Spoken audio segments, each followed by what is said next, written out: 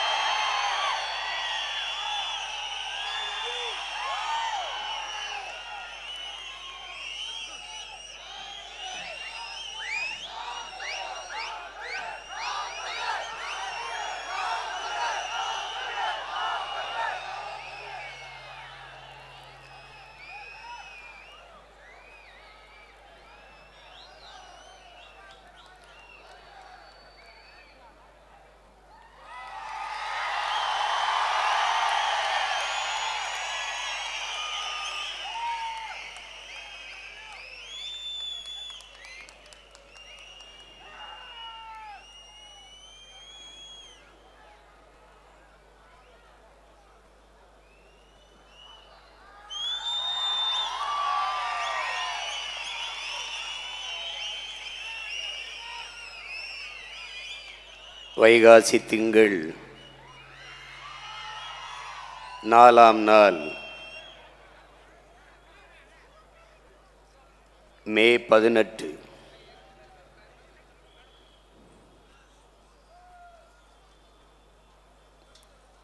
இனப்படுகொலை நாள்.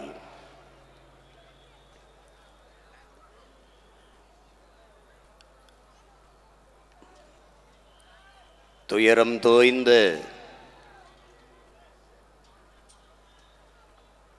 இந்நாளில் நம்முடைய துயரத்தில் பங்கேற்று பகிர்ந்து கொண்டு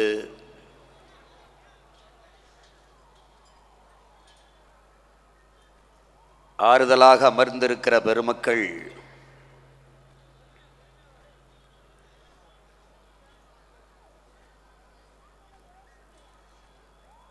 இந்திய பெருநிலம் அடிமைப்பட்டு கிடக்கிற போது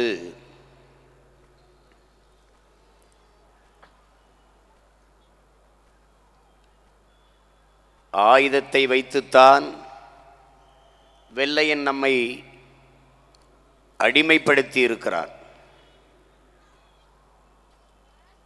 அவனுக்கு அவன் மொழியிலேயே அவன் வழியிலேயே பதில் சொல்ல வேண்டும், பாடம் புகட்ட வேண்டும் என்ற உணர்வோடு இந்திய தேசிய இராணுவத்தை கட்டி எழுப்பிய மாவீரன், கொஞ்சம் ரத்தம் தாருங்கள், நான் நிறைய சுதந்திரம் தருகிறேன் என்ற முழக்கத்தை முன்வைத்து இந்த மண்ணின் விடுதலைக்காக வீர போர் புரிந்த மறவன் சுபாஷ் சந்திர போஸ் பிறந்த மண்ணிலிருந்து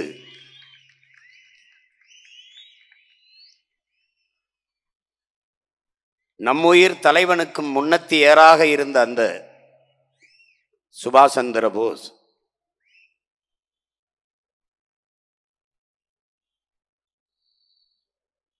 அவருடைய மண்ணில் இருந்து வங்க தேசத்திலிருந்து வந்திருக்கிற போற்றுதற்கும் வணக்கத்திற்கும் உரிய பெருந்தகை இந்த மாநிலத்தினுடைய சட்டமன்ற உறுப்பினர் மனோரஞ்சன் வியாபாரி அவர்களுக்கு நம்முடைய வணக்கத்தை சொல்லிக் கொள்வதில் பெருமை அடைகிறோம். அதைப் போலவே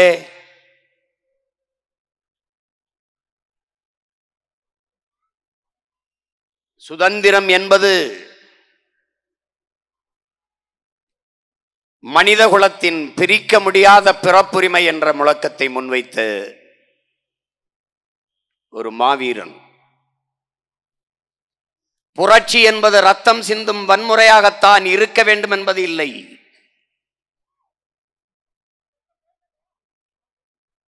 அது துப்பாக்கி தோட்டாக்களை தொழுவதும் இல்லை. அங்கு தனிநபர்கள் வஞ்சம் தீர்த்துக் கொள்ள வாய்ப்பே இல்லை. பிறகு புரட்சி என்பதுதான் என்ன? வெளிப்படையாகவே அநீதிகளால் கட்டமைக்கப்பட்ட சமூகத்தை தகர்த்து முற்றுமுழுதாக புதிய ஒரு சமூகத்தை படைப்பதுதான் புரட்சி என்ற முழக்கத்தை முன்வைத்த இளைய புரட்சியாளன் பகத்சிங் பிறந்த மண்ணிலே பிறந்த ஒரு மகத்தான மனிதன். மனித உரிமைக்காக உலகெங்கிலும் ஓடி ஓடி உழைத்துக் கொண்டிருக்கிற ஒரு உன்னதமான மனிதன். எழுத்தாளர், பேராசிரியர், நம்முடைய பேரன்பிற்குரிய பெருமகனார் ஜக்மோகன் சிங் அவர்களுக்கும் நம்முடைய வணக்கத்தை சொல்லிக் கொள்வதில் பெருமையடைகிறோம்.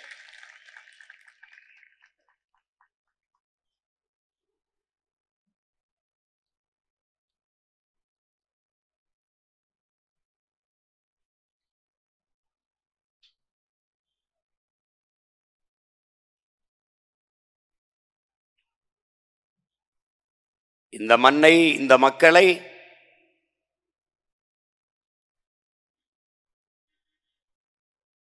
எழுச்சியும் புரட்சியும் மிகுந்த ஒரு வலிமையான வளமையான தேசமாக மாற்றி படைக்க காத்திருக்கிற என்னிலும் இளைய புரட்சியாளர்களே, என்னுயிர் தம்பி தங்கைகளே,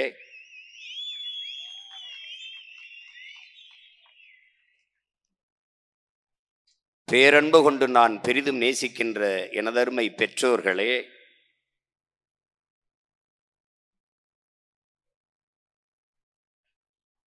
கற்றறிந்த சான்றோர் பெருமக்களே, அரசியல் ஆய்வறிஞர்களே, உலகெங்கும் வேர்பரப்பி வாழ்கிற என்னுயிர் சொந்தங்களே,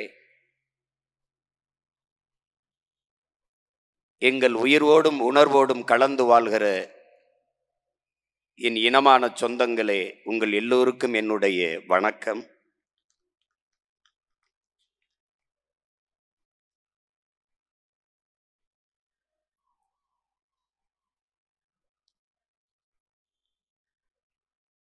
நாம்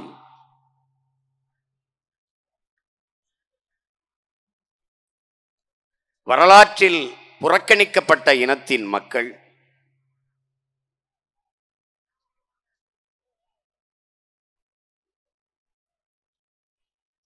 சொந்த மண்ணிலேயே, தாய் நிலத்திலேயே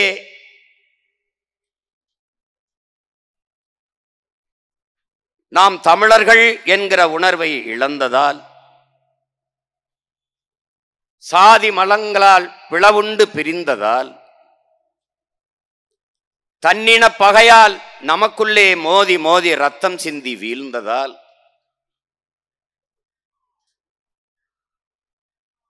சொந்த நிலத்திலே அதிகாரமற்ற, அரசியல் வலிமையற்ற அடிமைகளாக வாழ்ந்து கொண்டு இருக்கிறோம்.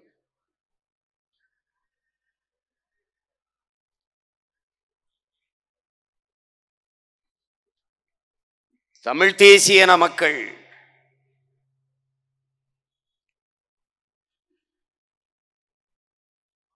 நமக்கென்று யாரும் குரல் எழுப்பவோ, நமக்கென்று ஆதரவாக கைகள் நீட்டவோ எவருமற்ற நிலையில் தனித்து விடப்பட்ட இனத்தின் மக்கள்.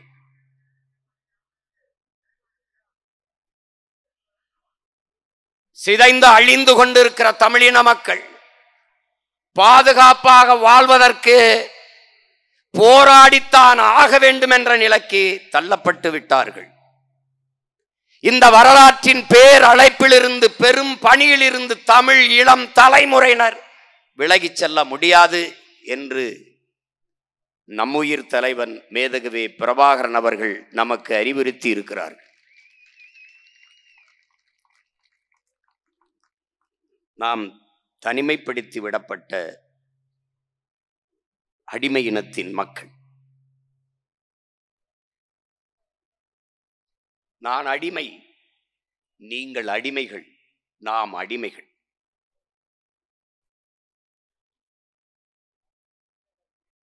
ஒருவன் அடிமையாக இருக்கிறான் என்பதை உணர்த்திவிடு, பிறகு அவனே கிளர்ச்சி செய்து போராடுவான் என்கிறார் புரட்சியாளர் அண்ணல் அம்பேத்கர் அவர்கள். அதைத்தான் 15 ஆண்டுகளாக தமிழ் இளம் தலைமுறை பிள்ளைகள் இந்த மண்ணிலே நாம் செய்து கொண்டிருக்கிறோம். முன்னைக்கு முன்னே முளைத்து முளைத்து எழுந்து கொண்டிருக்கிறோம்.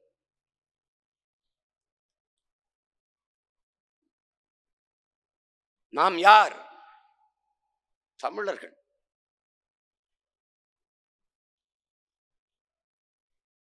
தமிழன் பெருமைக்குரியவன். காரணம், தமிழ் பெருங்குடியில் பிறந்ததினாலேயே பெருமைக்குரியவன் என்கிறார் நம்முடைய தாத்தா புரட்சி பாவலர் பாவேந்தன் பாரதிதாசன். நாம் பெருமைக்குரியவர்கள். ஏன்? முன்னைக்கு முன்னம் தோன்றிய மூத்த மொழி தமிழின் பிள்ளைகள், உலக மொழிகளின் தாயின் மக்கள்.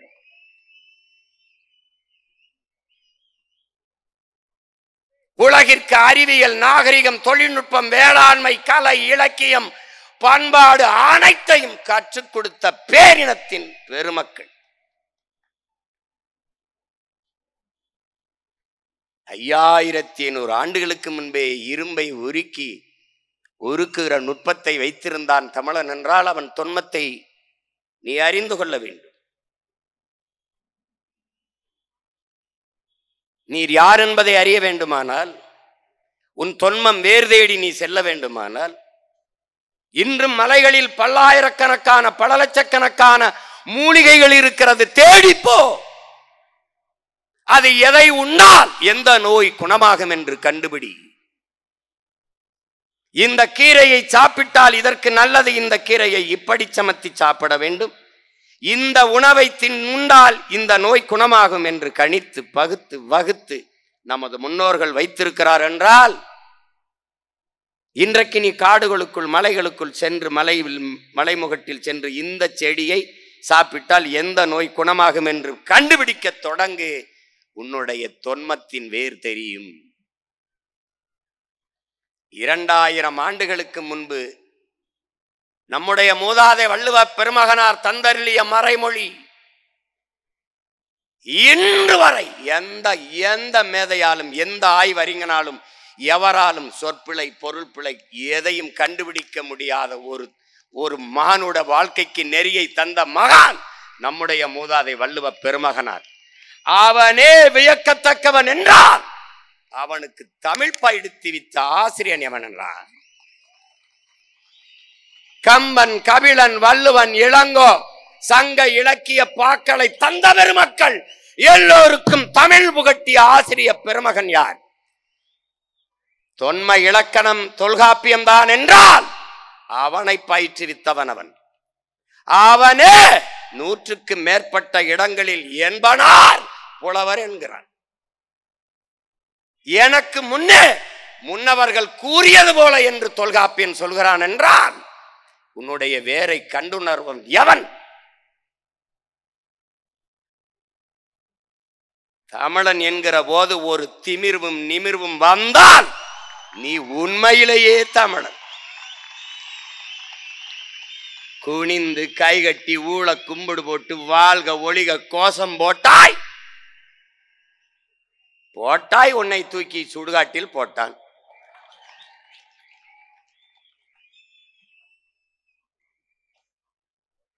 அரசியல் வரலாற்றில் வாழ்க ஒளிக கோஷம் இல்லாத ஒரே அரசியல் கட்சி நாம் தமிழர் கட்சி தான்.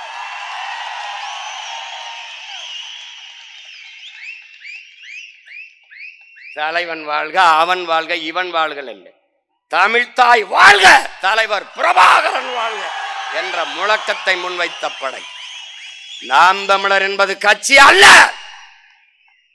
தமிழ் தேசிய மக்கள், அடிமைப்பட்ட தமிழ் தேசிய மக்களின் உரிமை மீட்சிக்கு விடுதலைக்கு போராட வந்த மக்கள் இராணுவம் என்பதை எண்ணரும் தம்பி தங்கைகள் மனசில் வைத்துக் கொள்ள வேண்டும். யார் நீ? வரலாற்றில் நீ யார்? நாம் யார்? தமிழர்கள். அறம் பொருள் இன்பம் நிப்பாரா, மானம் அறம் வீரம் மூன்றும் உயிரென்று வாழ்ந்த மறவர் கூட்டம் நாம். மானத்திற்காக்க உயிரையே விட்டவர்கள், அறத்தின் வழி நின்று வாழ்ந்த மறவர்கள். கடல் பட கடந்து படை பல நடத்தி உலகத்தின் பல்வேறு நிலப்பரப்பை வென்று உலகத்தின் 3வது பெரிய வல்லரசை நிறுவிய அருண்மொழி சோழன் அரசேந்திரனின் வாரிசுகள். பல்வேறு நாட்டை வென்றான். எந்த இன மக்களையும் அடிமைப்படுத்தி நமது முன்னவர்கள் ஆண்டதில்லை. ஏன்? தமிழனின் மாண்பு. வரலாற்றில் செய்தி இல்லை தமிழர்கள் இந்த நாட்டு மக்களை, இந்த இனத்தின் மக்களை அடிமைப்படுத்தி ஆண்டார்கள் என்ற செய்தி எங்காவது உண்டா? இல்லை. பிறகு எங்களை சிங்களவன் அடிமைப்படுத்தி ஆள நினைத்தால் விடுவதற்கு இவர்கள் என்ன பூனையா, எலியா, புலிகளடா?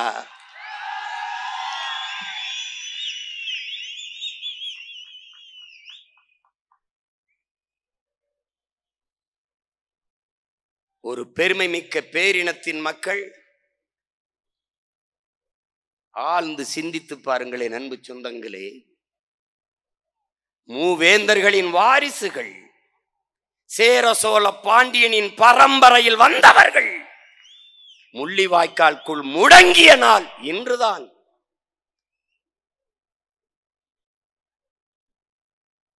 உலகாண்ட பேரினத்தின் மக்கள் ஊரெல்லாம் ஓடி ஓடி ஒண்டி திரிந்தது இப்போதுதான், இக்காலகட்டத்தில் தான்.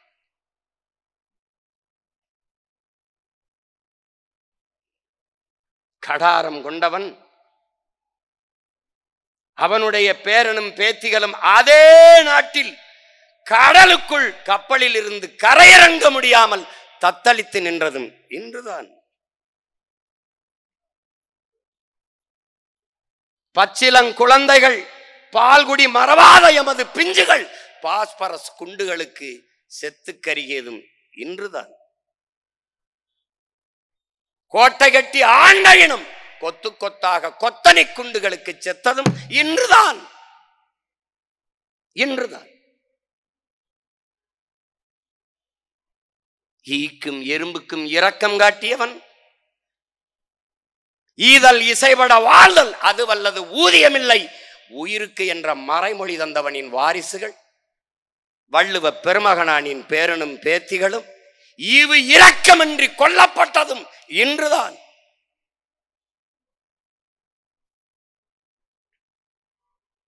பிறப்பு ஒக்கும் எல்லா உயிருக்கும், பகுத்துண்டு பல் உயிர்கள் ஓம்புக, காக்கை குருவி எங்கள் சாதி, நீல் கடலும் மலையும் எங்கள் கூட்டம், வாடிய பயிரை கண்ட போதெல்லாம் வாடினேன்,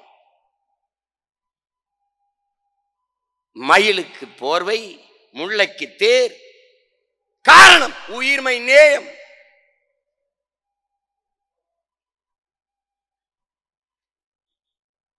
உயிர்மை நேயம் கொண்ட நம் முன்னவர்கள்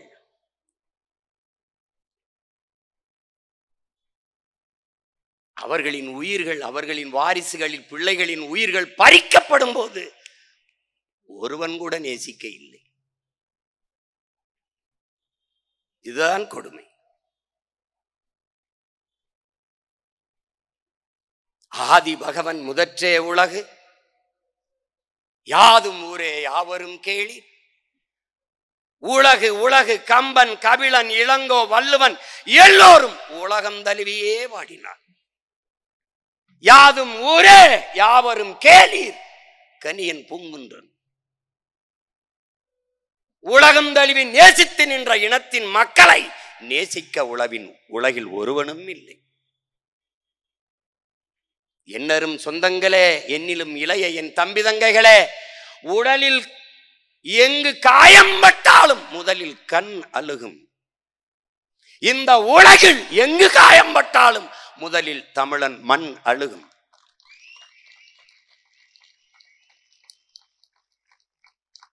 இந்த தமிழ் மண் அழுதிருக்கிறது.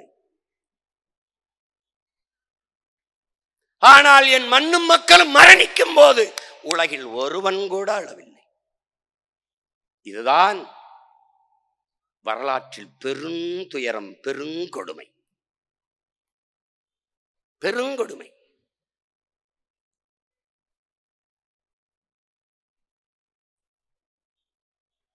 எமக்காகவும் பேசுங்களேன் என்று ஈழத்து பாவேந்தன் புதுவை ரத்னதுரனின் குரலில் அந்த காட்சிகளை நீங்கள் பார்த்தீர்கள். நம் பிள்ளைகள் எப்படி உடல் சிதறி கிடந்தார்கள் என்று. பதுங்கு குழிகளே, உயிரை பாதுகாக்க பதுங்கிய குழிகளே நம் மக்களுக்கு புதைகுழியாக மாறினது பெருங்கொடுமை.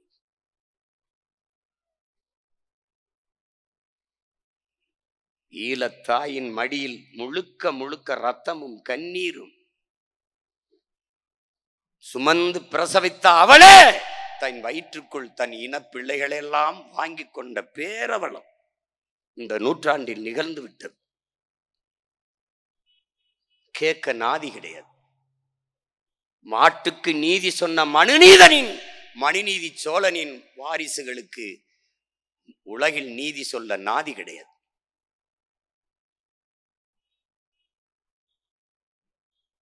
சின்ன சின்ன இனங்கள், 26 லட்சம் மக்கள், 10 லட்சம் 8 லட்சம் மக்கள் தொகையை கொண்ட இனங்கள் எல்லாம் விடுதலை பெற்று சுதந்திரமாக வாழ்கிற போது உலகில் 13 கோடி மக்கள் தொகை கொண்ட தமிழ் பேரின மக்கள் ஏன் சுதந்திரம் பெற்று பெருமையாக வாழக்கூடாது? ஒரு இனம் என்றைக்கு முழுமையான விடுதலை அடையும்? அது என்றைக்கு தனக்கென்று ஒரு நாடு அடைகிறதோ அன்றுதான் அது முழுமையான விடுதலையே அடையும். உலகில் எல்லா மொழிகளும் மனிதன் பேசிய மொழி. என்னுயிர் தமிழ் இறைவன் பேசிய மொழி. இந்த நிலத்தில் வணங்குகிற இறைகள் எல்லாரும் என் மூதாதைகள். என் முன்னவன் சிவன் என் ஆதி பாட்டன், முருக பெருந்தகை என் முன்னவன் என் முப்பாட்டன், மாயோ என் முன்னவன் என் இறை, குறிஞ்சி நில இறை, முல்லை நில இறை, மருத நில இறை, இவர்கள்தான் பெருநில முழுமைக்கும் கொண்டாடப்படுகிறது. திருமால், பெருமாள், வெங்கடாச்சலபதி யார்? பெருமாள் திருமால் என்பது என்ன மொழி? சொல் சொல் சொல்பா.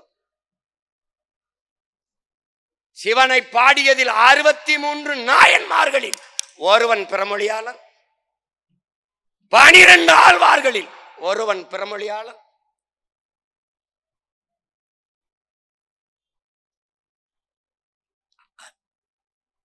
கடவுளை கடன் கொடுத்த இனத்தின் மக்களடா நாங்கள். கடவுளை கும்பிடுகிற வணங்குகிற கடவுளை உனக்கு கடன் கொடுத்த இனத்தின் மக்கள்.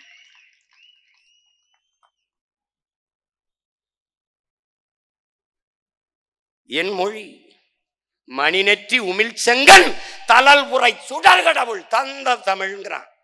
சிவபெருமானே தந்த தமிழடா தமிழ். இறையனாரும் எம்பெருமான் முருகவேலும் கட்டிக்காத்த தமிழ்ச்சங்கம்ங்கிறான். அகத்தியரும் கட்டிக்காத்த தமிழ்ச்சங்கம்ங்கிறான். எமது முன்னவர்களைப் போல பெருமைக்குரியவர் எவர் உண்டு? வந்திருப்பவன் இறைவன், அவன் சிவன் என்று தெரிந்தும் குற்றம் குற்றமே என்று வாதிட்ட தமிழ் புலவனின் பிள்ளைகள் நாங்கள். இறைவனே ஆனாலும் தவறு தவறுதான் என்று வாதிட்டவன். இன்னைக்கு அரசாங்கத்தை எதிர்த்து பேசுகிறார். இது ஒரு அரசு, இதுக்கு ஒரு ஆங்கம், இது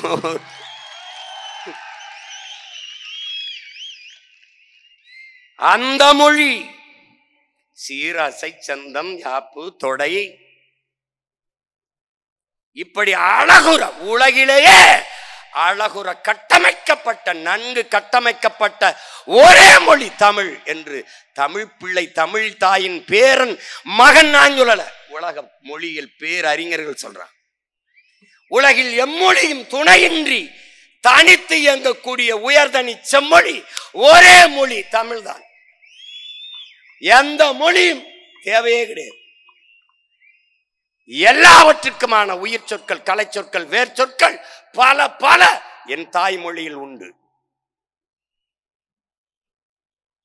அந்த மொழி அழிகிறது, அந்த மொழி அழிகிறது. மொழி சிதைந்து அழிந்தால் இனம் அழியும். இந்த வரலாற்று உண்மையை தெரிந்து, அறிந்து, தெளிந்து, துணிந்து அந்த மொழியை மீட்க காக்க ஒருவன் வந்தான்.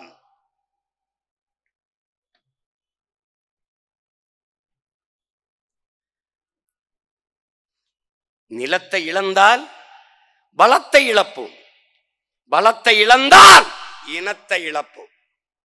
எனவே தாய் நிலத்தை இழக்கக்கூடாது என்று அன்னை நிலத்தை அடிமை நிலையில் இருந்து மீட்க காக்க ஒருவன் வந்தான். ஒருவன் வந்தான். என் அன்பு தம்பி தங்கைகளே, கோழைகள் கூட்டத்திலும் ஒரு வீரன் பிறப்பான். அடிமைகளின் கூட்டத்திலும் ஒரு தலைவன் பிறப்பான்.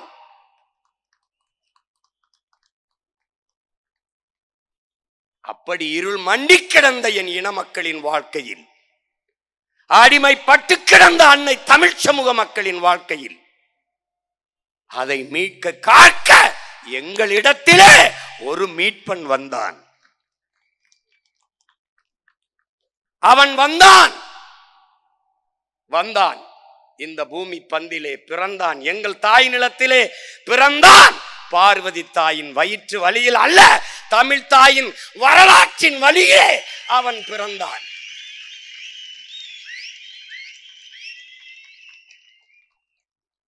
அவன் பிரபாகரன் எனும் பெயர் சொல்லை தாங்கி வந்தான்.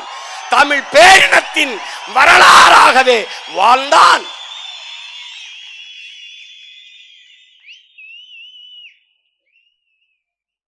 எமது முன்னவர்கள் வேலேந்தினார்கள், வாளேந்தினார்கள். அறிவில் சிறந்த ஆன்றோர் பெருமக்கள் கொடையில் சிறந்தவர்களாக இருந்தார்கள். அப்போதெல்லாம் உலக அரங்கிலே தமிழன் என்ற ஒரு இனம் இருக்கிறது என்பது தெரியாதிருந்தது. தமிழனின் மானமும் வீரமும் தெரியாதிருந்தது. தமிழர் என்ற ஒரு இனம் உண்டு. தனித்தே அவருக்கு ஒரு குணம் உண்டு. அமிழ்தம் அவரது மொழியாம், அன்பே அவரது வழியாம். நம்முடைய தாத்தா நாமக்கல் கவிஞர் ராமலிங்கம் பிள்ளை பாடினார். அவன் பேரன். தமிழர் என்று ஒரு இனம் உண்டு. தனித்தே அவருக்கு ஒரு குணம் உண்டு. மானமும் வீரமும் உயிர் என்று உலகத்திற்கு காட்டினான். அரசனுக்கு அரசனும் அவன் மகன் அரசேந்தனும் ஏந்திய வாளில், பாண்டிய நெடுஞ்செழியன் ஏந்திய வாளில், சேரன் செங்குட்டுவன் ஏந்திய வாளில் ஏறாத புகழ் எங்கள் தலைவன் தூக்கிய துவக்கிலே உலகம் திரும்பி பார்த்தது. அவன் வெடித்த துவக்கின் முதல் தோட்டா வெடிப்பிலே உலகம் அதிர்ந்தது. தமிழன் என்ற ஒரு இனம் திரும்பி பார்த்த. இன்றைக்கு வரைக்கும் கனடாக்குள்ளே, அமெரிக்காக்குள்ளே உங்கள் முன்னால் நிற்கிற உங்கள் உடன் பிறந்தவன், உங்கள் மகன் நுழைய முடியாதென்றால் காரணம் நான் அல்ல, அவர். அவர்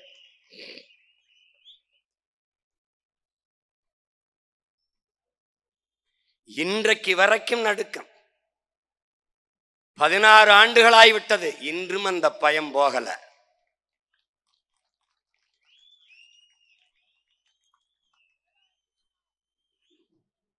பயம் போகல.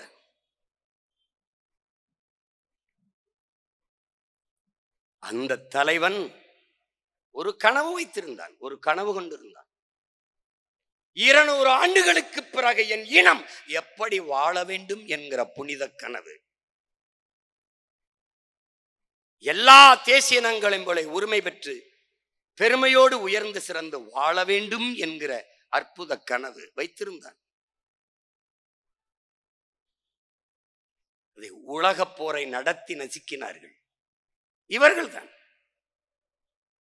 இவர்கள்தான் இன்றைக்கு ஆண்டு கொண்டிருக்கிற ஆட்சியாளர்கள்.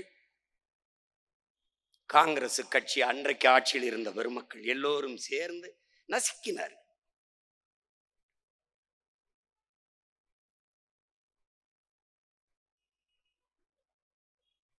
அது ஒரு இனத்தை மட்டும் கொள்ளவில்லை, ஒரு பேரினத்தின் விடுதலை என்கிற புனித கனவையும் கொன்றுவிட்டது என் உடன் பிறந்தார்களே. அதுதான் பெருந்துயரம், பெருந்துயரம்.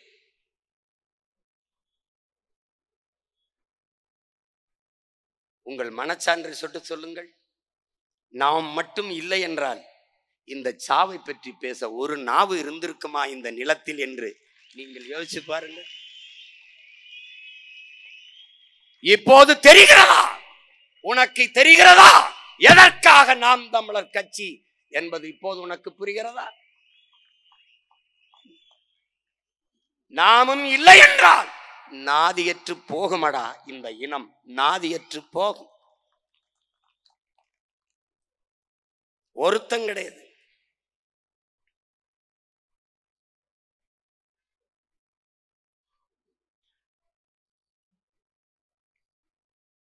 எப்படி கொன்று குவித்தார்கள் 2008 2009 அந்த காலகட்டத்திற்கு போய்ப்பார். இந்த காட்சியை உன்னால பார்க்க முடியல, கண்ணால பார்த்த மகன் நான் இருக்கேன். இந்த நிலத்தில் கடைசியாக இந்திய பெருநிலத்தில், தமிழக தாய் நிலத்தில் ஒரே ஒரு மகன், கடைசியாக என் தலைவனை சந்தித்து விட்ட மகன் நான் ஒருவன் தான் இருக்கிறேன், எவரும் கிடையாது. எனக்கும் என் தலைவனுக்கும் இடையே என்ன நடந்தது என்பது எங்க இருவருக்கும் தான் தெரியும். மிக முக்கியமான தளபதிகள் என் தலைவனை சந்தித்திருக்குமே மொழியே இந்த நிலத்திலிருந்து எவருமே கிடையாது. எனக்கு என்ன சொல்லப்பட்டது, நான் என்ன செய்து கொண்டிருக்கிறேன், நான் என்ன செய்தேன் என்பதை ஒரு நாள்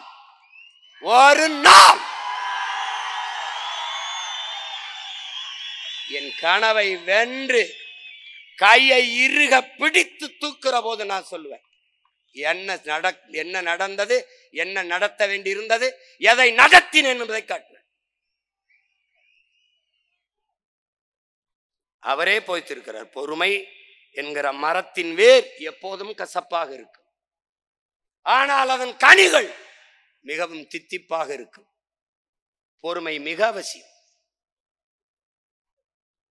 அவரே கற்பித்தார், விமர்சனம் என்பது வெறும் கற்கள் தான், நம்மை காயப்படுத்தும் சொற்கள் அல்ல.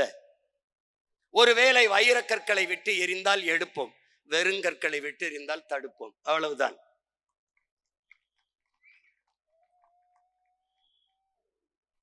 அறிவார்ந்த பெருமக்களே, அன்னை தமிழ் சமூகத்தின் பிள்ளைகளே, நமக்கு இருக்கிற பொறுப்பையும் கடமையையும் நாம் உணர்ந்து களத்திலே நிற்க வேண்டிய தேவை உருவாகி இருக்கிறது.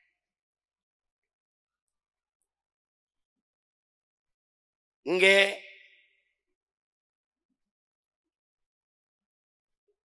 இறுதிக்கட்ட ஈழப்போரில் என்ன நடந்தது என்பது சிலருக்கு தெரியும். அதற்கு பின்னாடி பிறந்து வளர்ந்த பிள்ளைகளுக்கு தெரிய வாய்ப்பில்லை.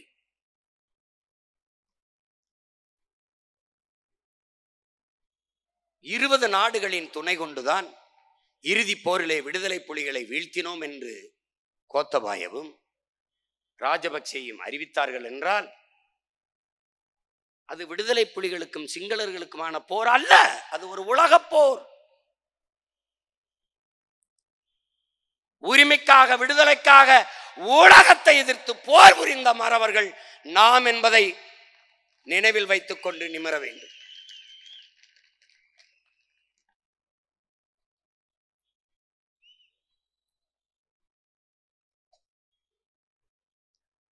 உலகத்திற்கு முன்பு விடுதலை புலிகள் பயங்கரவாதிகள் என்று சொன்னவர்கள் இங்கிருந்த தலைவர்கள் தான்.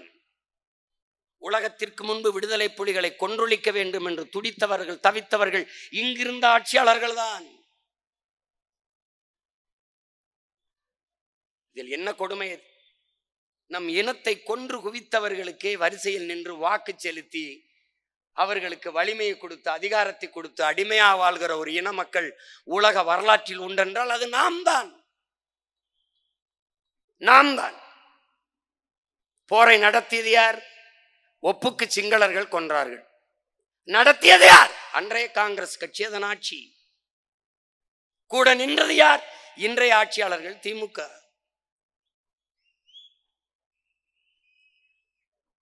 போராடி நிறுத்த வேண்டிய உயரத்தில் இருந்தது யார்?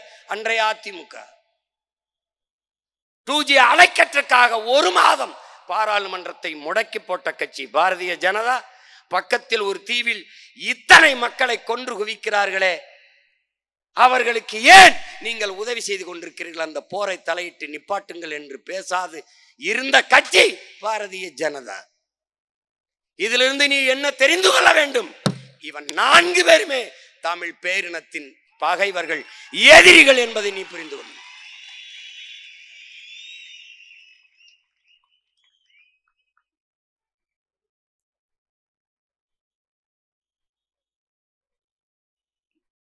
நாற்பக்கமும் பகைவர் கூட்டம், நடுவில் நம் தமிழ்த்தாய் என்றார் புரட்சி பாவேந்தன். ஆனால் இன்றைக்கு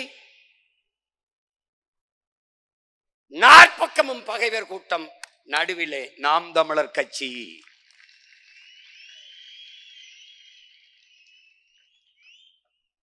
நான் தலைவன், நீ தொண்டன் அல்ல, நீ ஒரு புரட்சியாளன். நீ உன் புரட்சியாளன், நான் ஒரு புரட்சியாளன். என்னையும் உன்னையும் உருவாக்கியவன் அந்த மாபெரும் புரட்சியாளன் பிரபாகரன் என்ற பெரும் புரட்சியாளன். அன்பு தம்பி தங்கைகளே, மக்களுக்காக போராடுகிறவன் தலைவன், மக்களை போராட தயார் செய்கிறவன் புரட்சியாளன். ஒரே நேரத்தில் மக்களுக்காக போராடுகிற தலைவனாகவும் போராட தயார் செய்கிறவனாகவும் இருந்தவன் நம் உயிர் தலைவன் மேதகவே பிரபாகரன் அவர்கள்தான். அந்த புரட்சியாளன் உருவாக்கிய இந்த தலைமுறை புரட்சியாளர்கள் நீயும் நானும் என்பதை மனதில் வைத்துக் கொள்ள வேண்டும்.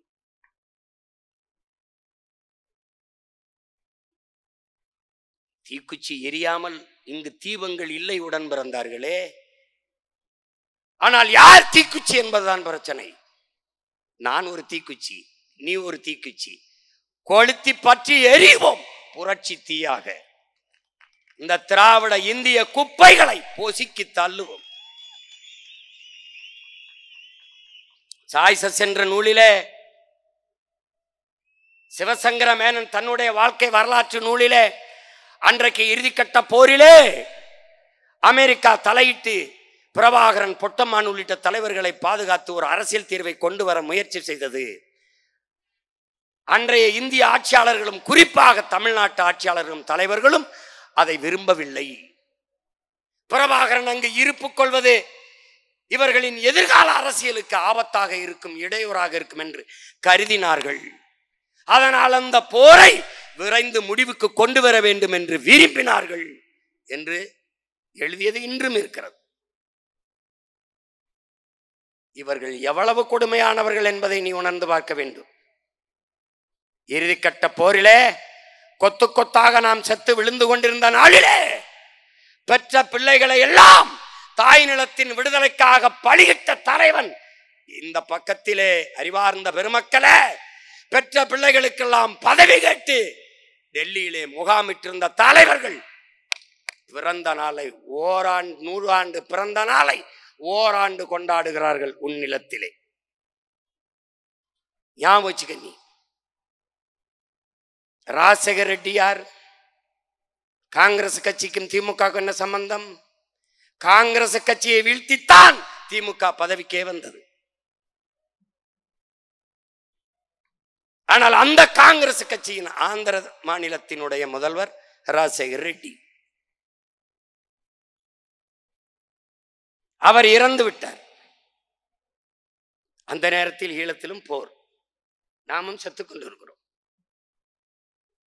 அவர் இறந்து விட்டார் என்பதற்கு அரசு பொது விடுமுறை விட்ட பெருந்தகை நம்முடைய ஐயா கருணாநிதி அவர்கள். ராஜசேகர ரெட்டிக்கு இங்க இதுக்கு என்ன சம்பந்தம் இருக்கு? தெய்வ திருமகன் நம் தாத்தா முத்துராமலிங்க தேவர் செத்ததுக்கு விடுமுறை உண்டா ஆந்திராவில்? நம்முடைய தாத்தா பெருந்தலைவர் காமராஜர் செத்ததுக்கு விடுமுறை உண்டா ஆந்திராவில்? செக்கிழுத்த செம்மல் செத்ததுக்கு உண்டா?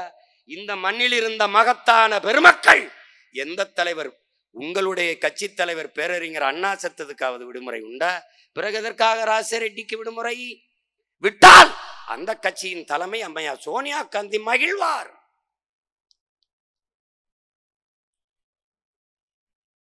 மானத்தமிழ் பிள்ளைகளே, இனியாவது விழித்துக் கொள்ளுங்கள்.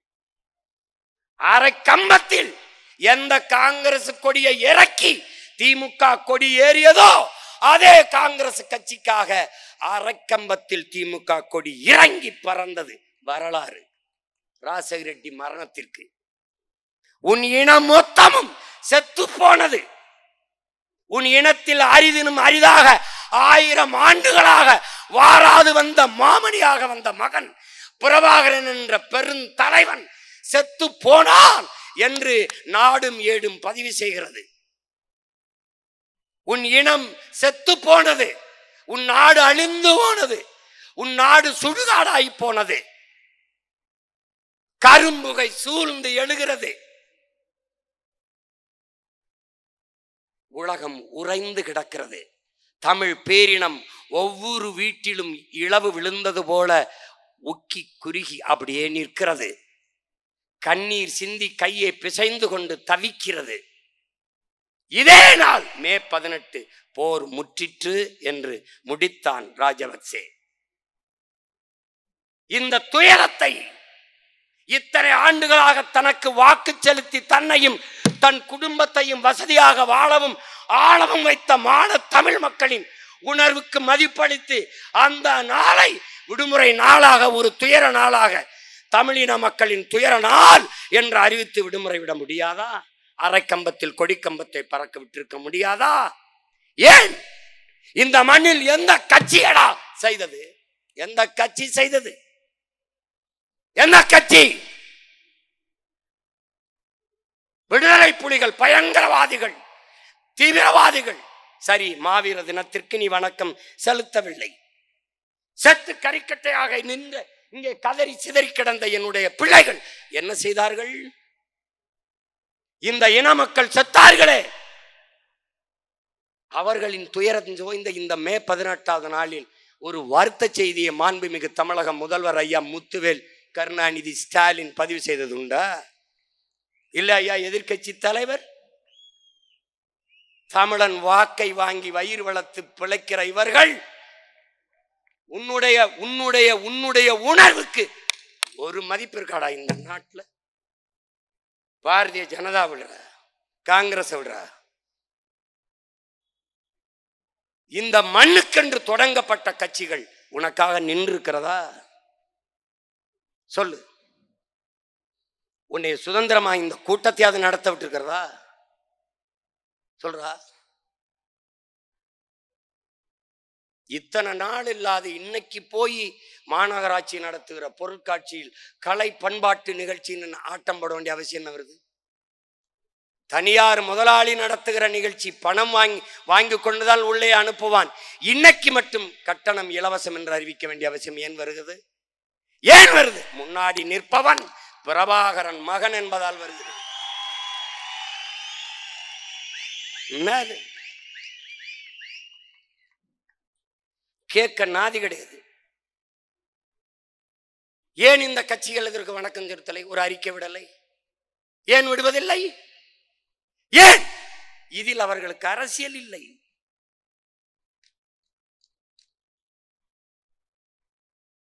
அரசியல் இல்லை, இதில் வாக்கு இல்லை என்று கருதுகிறார்கள். அதனால்தான் சிக்கலின் உடன் பிறந்தானே, இதை பேசாது போனால் நாம் வெல்ல முடியாது என்கிற நிலையை உருவாக்காத வரை இவர்கள் பேச மாட்டார்கள்.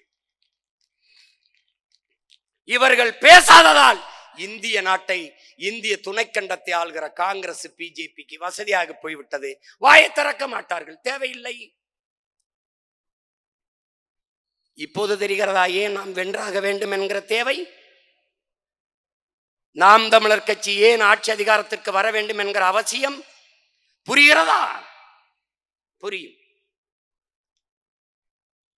உன் உடன் பிறந்தவன் வந்து அந்த அதிகார நாற்காலியில் உட்கார்ந்தால் இப்படி பேசாது நீ கடத்தி விட்டு போக முடியுமா? என் இனப்படுகொலையை நீ மறைத்து மூடிவிட்டு சென்று விட முடியுமா? உலக மாந்தரில் ஒருவன் கூட இது இனப்படுகொலை, ஜெனோசைடு என்று சொல்ல தயங்குகிறான். ஏன்? இந்திய நாட்டில் எந்த ஒரு மகனும் இது படுகொலை, இனப்படுகொலை என்று பேச பயப்படுகிறான். ஏன்? செத்தவன் முழுக்க தமிழன், கொன்றவன் முழுக்க சிங்களன். தன் இராணுவ வலிமையை வைத்து தன் மக்களை, தமிழின மக்களை கொன்று குவித்தான். அப்போது இனப்படுகொலை தானே. அங்கொன்றும் இன்றும் ஒன்றுமாக தமிழர்களை சிங்களர்கள் கொள்ளுகிற காலத்திலே இந்திய நாடாளுமன்றத்திற்குள் அங்கு நடப்பது இனப்படுகொலை என்று பதிவு செய்த பெருமகள் அம்மையார் இந்திரா காந்தி. என் மொத்தமினமும் செத்து விழுந்ததற்கு இனப்படுகொலை என்றே ஏற்கவில்லையே, போர்க்குற்றம் என்ற நிலைப்பாட்டிலே நிற்கிறார்கள்.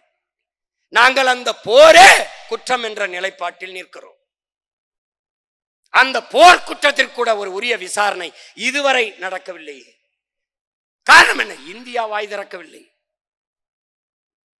சின்ன சின்ன நாடுகள், எனக்கும் அவனுக்கும் எந்த தொடர்பும் இல்லாத நாடுகள் என் பக்கத்தில் நிற்கிறது. என் இனத்தின் பக்கத்தில், இனச்சாவின் பக்கத்தில் அனுதாபத்தோடு ஆரத்தழுவி நிற்கிறது. இங்கு வாழ்கிற 8 கோடி 10 கோடி தமிழ் மக்களினுடைய தாயகம் தமிழ்நாடு. 8 கோடி தமிழர்களின் தாய் நிலம். கர்நாடகா, ஆந்திரா, கேரளா, மகாராஷ்டிரா எல்லா மாநிலங்களிலும் பல லட்சக்கணக்கான தமிழ் மக்கள் பரவி வாழ்கிறோம். இந்தியா என் நாடு, பாரத நாடே பைந்தமிழர் நாடு, இந்திய நாடு என் நாடு. ஏன் எனக்காக பேசவில்லை? ஏனென்றால் தமிழர்களுக்கு என்று ஒரு தாய் நிலம் இருக்கிறது, தமிழ்நாடு. அதன் தலைவர்கள் பேசவில்லை, அதனால் அது பேசவில்லை. இவ்வளவுதான், இவ்வளவுதான்.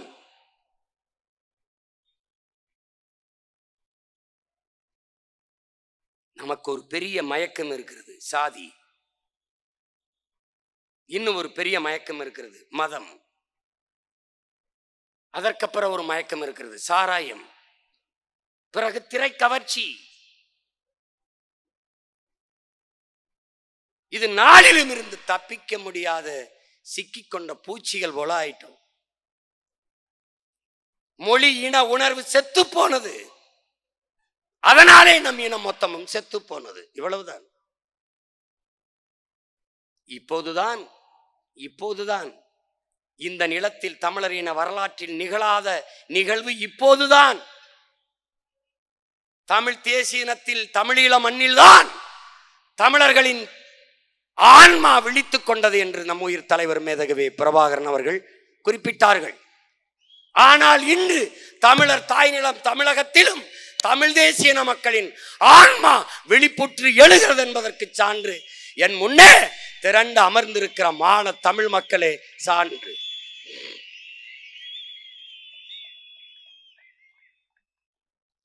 சாதிக்காக கூடுவான் பல லட்சக்கணக்கில், சார்ந்த மதத்திற்காக கூடுவான் பல லட்சக்கணக்கில், கும்பிடுகிற சாமிக்காக கூடுவான் பல லட்சக்கணக்கில். ஆனால் முதலாக வரலாற்றில் தான் பிறந்த பெருமை மிக்க தமிழன் என்கிற இனத்திற்காக இப்போதுதான் கூட தொடங்கி இருக்கிறார். இதுதான் வரலாற்றில் மாறுதல், இதுதான் புரட்சி, இதுதான் புரட்சி.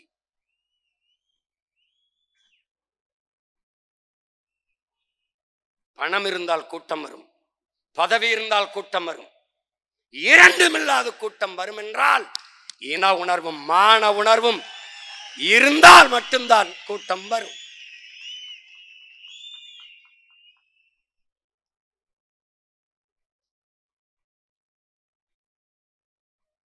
இன்றைக்கு பேசாத இவர்கள் நீ பார்,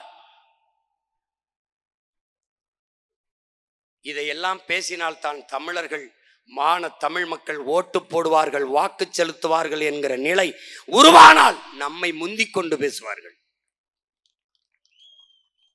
காரணம், இவர்களுக்கு தேவை வாக்குதான், நம்முடைய வாழ்க்கை அல்ல.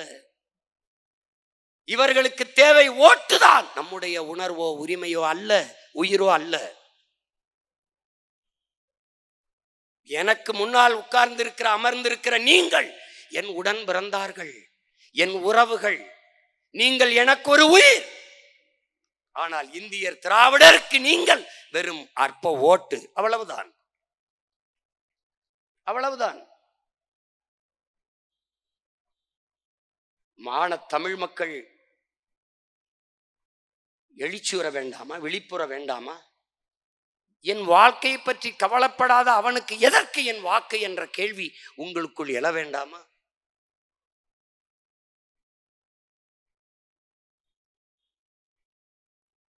எவ்வளவு பெரிய கொடுமை!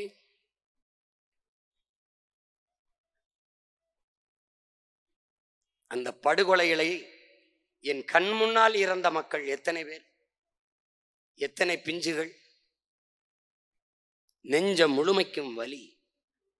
அந்த வலியின் மொழிதான் இந்த ஆவேசமும் இந்த கோபமும்.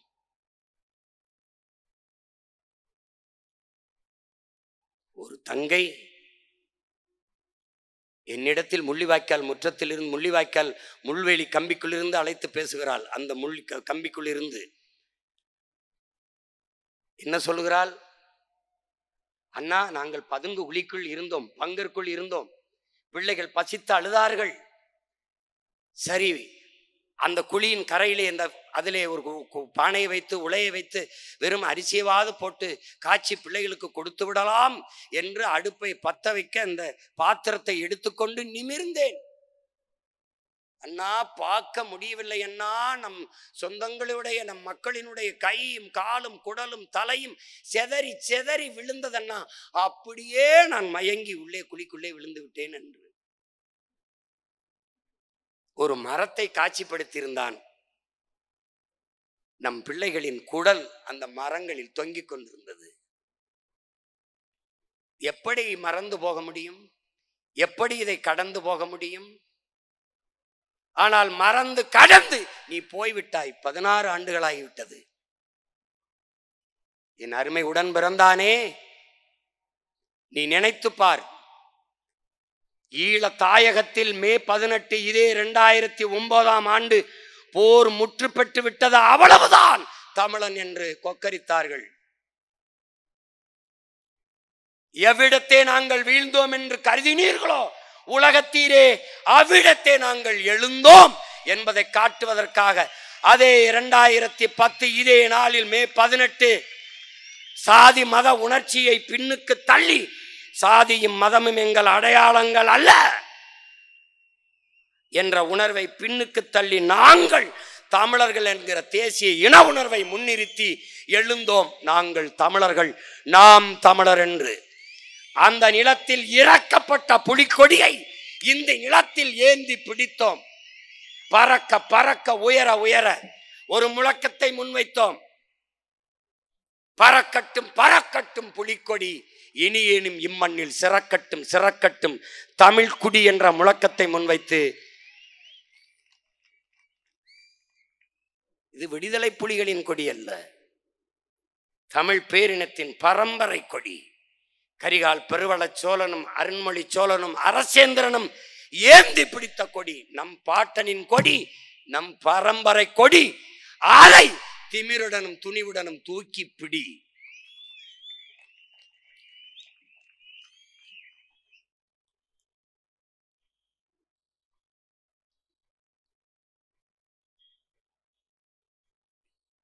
இப்போது நம் கண்முன்னே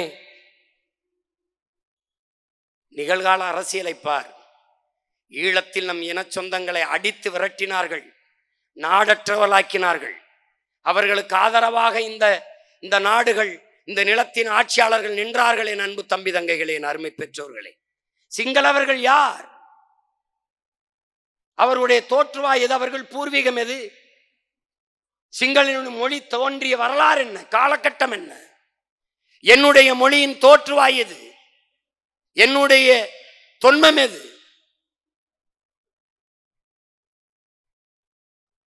என் நிலத்திலே அண்டி ஒண்டி பிழைக்க வந்த சிங்களன் என்னை அடித்து விரட்டி நாடற்றவனாக்கினான் என்றால் அதை எப்படி சகித்து கொண்டு வாழ்வது? எப்படி வாழ்வது? ஆனால் இந்த நாடுகள் எல்லாம் சிங்களர்களுக்கு ஆதரவாக நின்றது.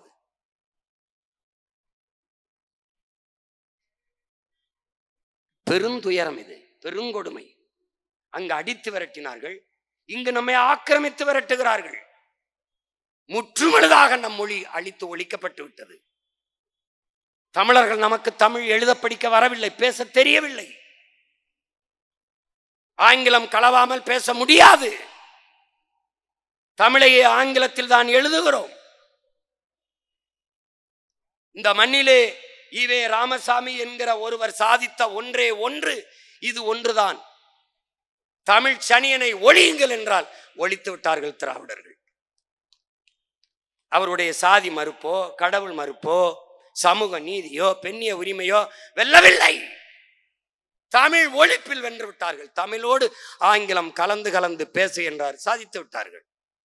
தமிழை ஆங்கிலத்திலே எழுது என்றார், சாதித்து விட்டார்கள். தமிழக முதலமைச்சர் மாண்புமிகு ஐயா ஸ்டாலின் அவர்கள் வர்த்தக பெருமக்களின் மாநாட்டிலே, வணிக பெருமக்களின் மாநாட்டிலே, நீங்கள் தமிழிலே பெயர் வையுங்கள், எப்படி ரெயின்போ என்பதை ரெயின்போ என்று எழுதுங்கள் என்று சொல்கிறார். வானவில் என்று எழுதுங்கள் என்று சொல்லவில்லை. இதுதான் தங்கிலீசு தமிங்கிலம். திட்டமிட்டு உன் தாய்மொழியை அழித்து முடித்து விட்டார்கள். தமிழ் மீட்சியே தமிழர் எழுச்சி. தமிழ் மீட்சியுற வேண்டுமானால் தமிழன் அதிகாரத்துக்கு வர வேண்டும். தமிழன் ஆளும் போதுதான் தமிழ் எழுச்சியுறும், மீட்சியுறும். அப்ப இவர்கள் தமிழர்கள் இல்லையா, தமிழர்களா இல்லையா என்பதை அவர்கள் ஆட்சியில் வைத்துப்பார். தமிழனா பிறந்து விட்டவன் எல்லாம் தமிழன் அல்ல, என் உடன் பிறந்தானே. எவன் தமிழுக்கும் தமிழனுக்கும் இறுதி வரை உறுதியாக நின்று போராடுகிறானோ, உழைக்கிறானோ, அவன்தான் தமிழன்.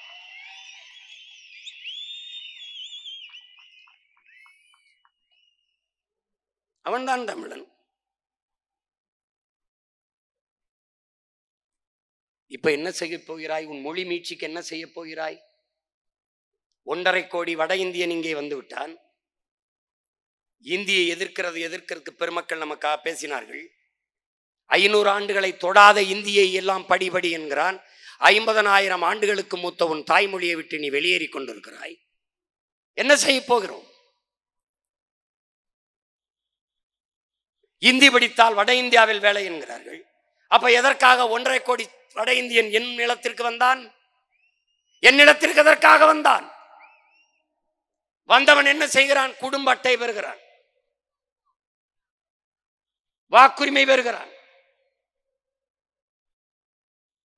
இது எவ்வளவு பெரிய பேராபத்தை உண்டும் என்பதை நீ புரிந்து கொள்ள வேண்டும்.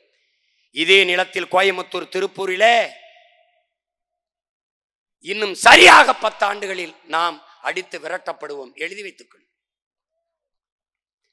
தமிழன் தொழிற்சாலையில் தமிழர்களுக்கு வேலை கொடுக்காதே என்று வடவர்கள் போராடுகிறார்கள். நீ ஈரோட்டிலே, பெருந்துறையில எல்லாம் தமிழ் வேட்பாளர்கள் வெல்வது வாய்ப்பில்லை. இங்கேயே கோவை தெற்கிலே அம்மா வான்மதி சீனிவாசன் 20,000 வாக்கிலே வென்றிருக்கிறார்கள். அந்த 20,000 வாக்கும் வட இந்தியர்கள் வாக்கு. இந்த நிலத்தின் அரசியலையும் அதிகாரத்தையும் அவன் தீர்மானிப்பான். நீ இந்தி பேசக்கூடிய இன்னொரு மாநிலமாக இது மாற்றப்படும். நீ அடித்து விரட்டப்படுவாய். ஈழத்தில் அடித்து விரட்டப்படும் போது ஏதிலியாக வந்து நிற்கவாவது இங்க ஒரு இடம் இருந்தது. ஆனால் இங்கிருந்து விரட்டப்பட்டால் நீ எங்கு செய்வாள் என்று, எங்கு செல்வாய் என்று ஒரு நொடி சிந்தித்து பார்க்க வேண்டும்.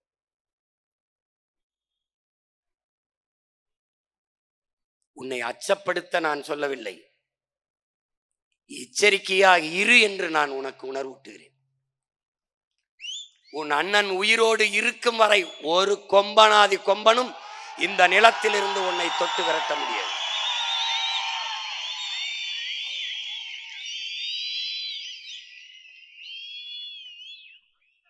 நீ விழித்துக் கொள்ள வேண்டும். விழிப்புற்று இரு. விழிப்புற்று இருப்பதே விடுதலையின் விழிப்புணர்வே விடுதலையின் முதற்படி என்கிறார் நம் உயிர் தலைவர் மேதகுவே பிரபாகரன் அவர்கள். கவனமாக இருக்கணும்.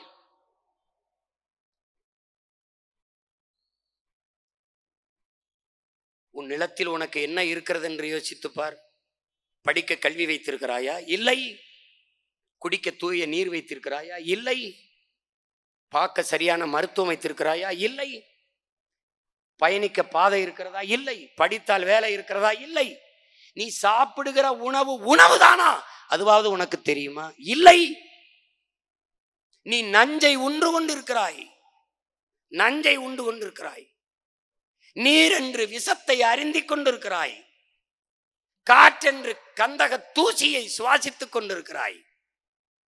100 மரணத்தில் 90 மரணம் புற்று. 3 வயது குழந்தைக்கு புற்று. காரணம் தாயின் பாலிலிருந்து வந்த தொற்று.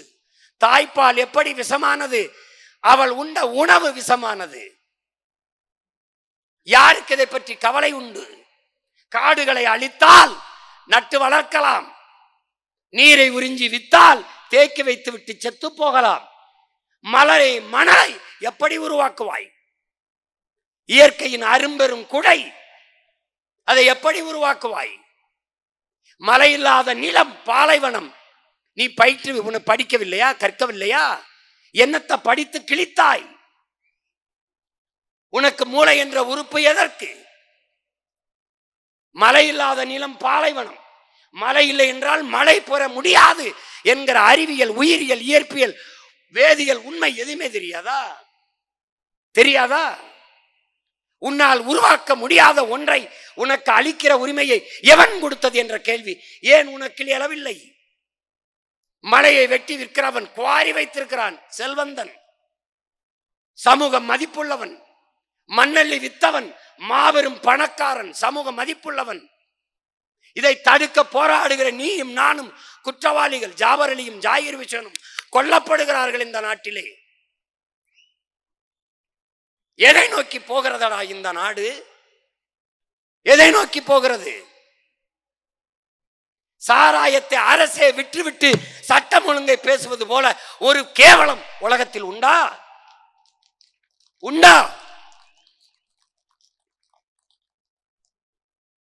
எங்கே போகிறது நாடு? இதை சரி செய்வதை தவிர வேற என்ன சரியான அரசியல்? எது அரசியல்? எது? கூட்டணி வைக்க மாட்டாயா சீமான்? கூட்டணி வைக்க மாட்டாயா சீமான்? முதலில் இவர்கள் என்ன பேசினார்கள்? கூட்டணி வைக்கவில்லை என்றால் உங்கள் கூட வருகிற உங்களை நம்பி வர்ற பிள்ளைகள் சோர்ந்து விட மாட்டார்களா? விடமாட்டார்கள்.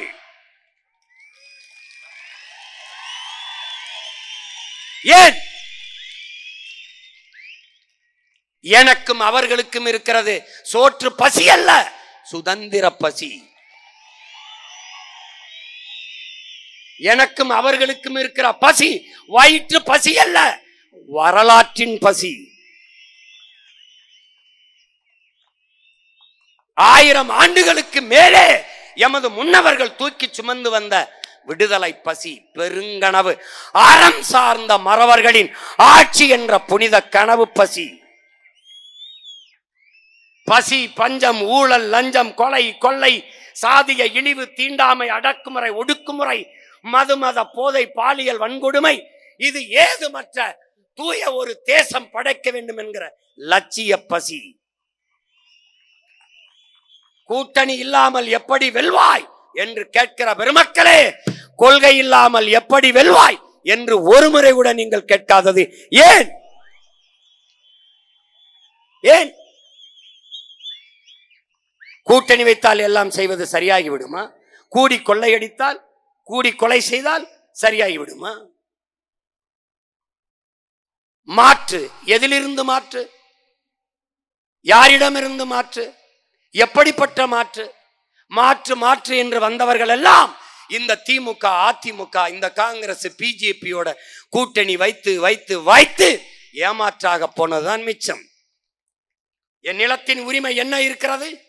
கல்வி, மானுட உரிமை, மாநில உரிமை பறித்து கொண்டு போனது யார்? காங்கிரஸ், அம்மையார் இந்திரா காந்தி. கொண்டு போகும்போது வேடிக்கை பார்த்தது யார்? இதே திமுக. கச்சத்தீவு பறித்தது எடுத்து கொடுத்தது காங்கிரஸ். ஆட்சியில் இருந்து வேடிக்கை பார்த்தது இதே திமுக. பறித்தவன் பறி கொடுத்தவன். எப்படி? அவன் எதிரி, இவன் துரோகி. இதை வேடிக்கை பாட்டு நின்றவன் யார்? இந்த கட்சிகள் தான். சிஏஏ அவர்தான், என்ஐஏ அவர்கள்தான், நீட்டியது அவர்கள்தான், ஜிஎஸ்டி அவர்கள்தான், கூட இருந்து கும்மி அடித்தது இவர்கள்தான். இவர்கள்தான். என்னடா மாற்றம்? அங்கும் ஊழல், இங்கும் ஊழல், அங்கும் லஞ்சம், இங்கும் லஞ்சம், அங்கேயும் பஞ்சம், இங்கேயும் பஞ்சம், அங்கேயும் திருட்டு, இங்கேயும் திருட்டு, அங்கேயும் இருட்டு, இங்கேயும் இருட்டு. வேற என்ன? வேற என்ன? அங்கேயும் சாராயம், இங்கேயும் சாராயம். என்ன மாற்று? திமுக அதிமுகவுக்கு என்ன மாற்று? அங்கே கொடியில் அண்ணா இருப்பார், இங்க அதுவும் இருக்க மாட்டார். அவ்வளவுதான். அவர்கள் ஆட்சியில் 60 ரூபா கமிஷன், இவர்கள் ஆட்சிக்கு வந்தா கூட 40 ரூபாய் சேர்த்து 40 ரூபாய் கமிஷன். அது கார்டன் ரேட், இது ஃபார்மாலிட்டிஸ். இதானடா பார்ட்டி சேஞ்ச். பாரதிய ஜனதா காங்கிரஸ் வேறுபாடு, ஒரே ஒரு கொள்கையில் மாறுபாடு. நீட்டை கொண்டு வந்தது காங்கிரஸ், செயல்படுத்தியது பாரதிய ஜனதா. என்ஐஏ கொண்டு வந்தது காங்கிரஸ், செயல்படுத்தியது பாரதிய ஜனதா. என்ஆர்சியை கொண்டு வந்தது காங்கிரஸ், செயல்படுத்தியது பாரதிய ஜனதா. அவர்கள் பெற்று பேர் வைத்தார்கள், இவர் ஹார்லிக்ஸ் போன்விட்டா கொடுத்து வளர்க்கிறார். அவ்வளவுதான். அவ்வளவுதான். என் உடன் பிறந்தானே. என்ன செய்வாய்? திமுக அதிமுகவில் என்ன வேறுபாடு கண்டாய்? என்ன வேறுபாடு கண்டாய்? உன் மொழி செத்து போனது. யாரையாவது ஒருவர் கவலைப்பட சொல்றார். சாலையில் நீ பயணிக்கிறாயே என் உடன் பிறந்தவனே, தமிழ் தாயின் பிள்ளையே, நீ இருபக்கமும் சாலையில் பயணிக்கும் போது கடையில் இருக்கிற விளம்பர பலகையை படி. உனக்கு கோபம் வந்தால் என் கையை இறுக பிடி, என் கையை இறுக பிடி. இதில் கோபமே வரவில்லை என்றால் சற்று தள்ளி நில்லுங்கள். கோபம் வந்தால் தயவு செய்து எங்களோடு வந்து நில்லுங்கள். படித்து பார், ஒரு இடத்திலேயாவது உன் தாய்மொழி இருக்கிறதா என்று. உன் கண்முன்னே உன் தாய் சிதைத்து அழிக்கப்பட்டு விட்டாளடா, அழிக்கப்பட்டு விட்டாள். உன் கண்முன்னே உன் இனம் கொன்றொழிக்கப்பட்டு விட்டது. உன்னால் ஒன்றும் செய்ய முடியவில்லை. உன் கண்முன்னே உன் வளங்கள் களவு போய் கொண்டிருக்கிறது. நாளெல்லாம் பொழுதெல்லாம் எங்கள் செல்வம் கொள்ளை கொண்டு போகவோ, நாங்கள் இங்கு சாகவோ, அழுது கொண்டு இருப்போமோ, ஆண் பிள்ளைகள் அல்லமோ, உயிர் வெல்லமோ என்று பாடு நான் பாட்டன் பாரதி. போய்விட்டது உன் செல்வங்கள். அவன் அடிமை இந்தியாவில் பாடினானடா. நீ விடுதலை பெற்ற இந்தியாவில் இருக்கிறாய். தர்மமே வெல்லும் எனும் சான்றோர் சொல் பொய்யாமோ, கர்ம விளைவுகள் யாம் கன்றதெல்லாம் போதாதோ என்று கதறினான். எங்கடா தர்மம் இருக்கிறது? எங்கே இருக்கிறது என் உடன் பிறந்தவனே? இந்த அரசியலை செய்யவா நீனும் நானும் பிறந்தோம்? நாம் எப்போது பிறந்தோம்? இதே நாளில் லட்சக்கணக்கான நம் இனத்தின் பிணத்துக்கிடையிலே பிரசவமான பிள்ளைகளடா நீயும் நானும். நம் தாய் தந்தையரின் கண்ணீரிலும் ரத்தத்திலும் கருக்கொண்ட பிள்ளைகளடா நாம். நாம் ஆள் மாற்றத்திற்கு, ஆட்சி மாற்றத்திற்கு வந்த ஆட்கள் அல்ல. அதற்கு வந்த அரசியல்வாதிகள் அல்ல.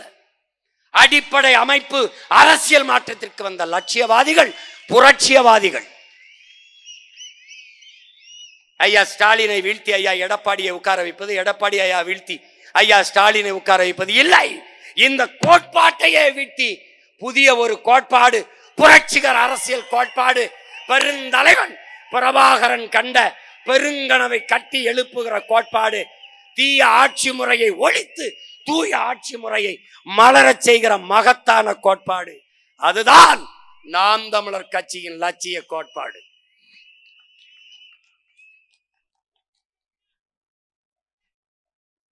விவசாய சின்னம் இருந்தால் வாக்கு அதிகமாகி விடும் என்று எடுத்துக்கொண்டீர்கள்.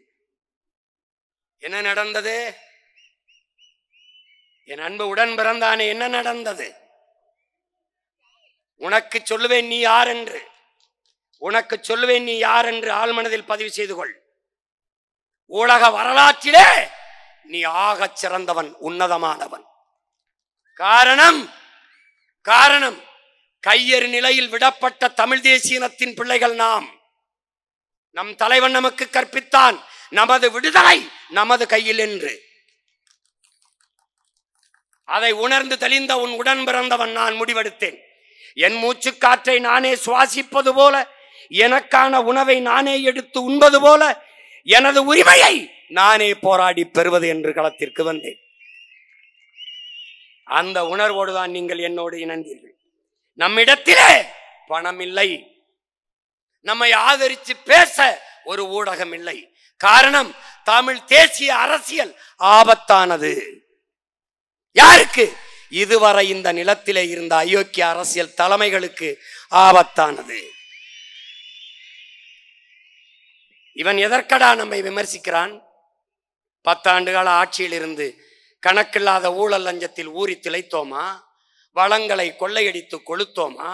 முறையற்ற நிர்வாகத்தை செய்தோமா? நாடெங்கிலும் கணக்கில்லாத கற்பழிப்புகள், கொலைகள் நடந்ததா? இல்லை. பிறகு எதற்காகடா விமர்சிக்கிறான்? பயம். சீமான் வளர்ந்து விடுவானோ, வென்று விடுவானோ, நாம் தமிழர் கட்சி ஆட்சி அதிகாரத்திற்கு வந்து விடுமோ என்ற அச்சம். தமிழ் தேசிய அரசியல் ஆபத்தானது. யாருக்கு? இதுவரை இந்த நிலத்தில் இருந்து என் மண்ணை மக்களை ஏமாற்றி வஞ்சகம் சூழ்ச்சியால் பிழைத்துக் கொண்டிருக்கிற இவந்த துரோகிகளுக்கு ஆபத்து. பிறகு யாருக்கு ஆபத்து? யாருக்கு ஆபத்து?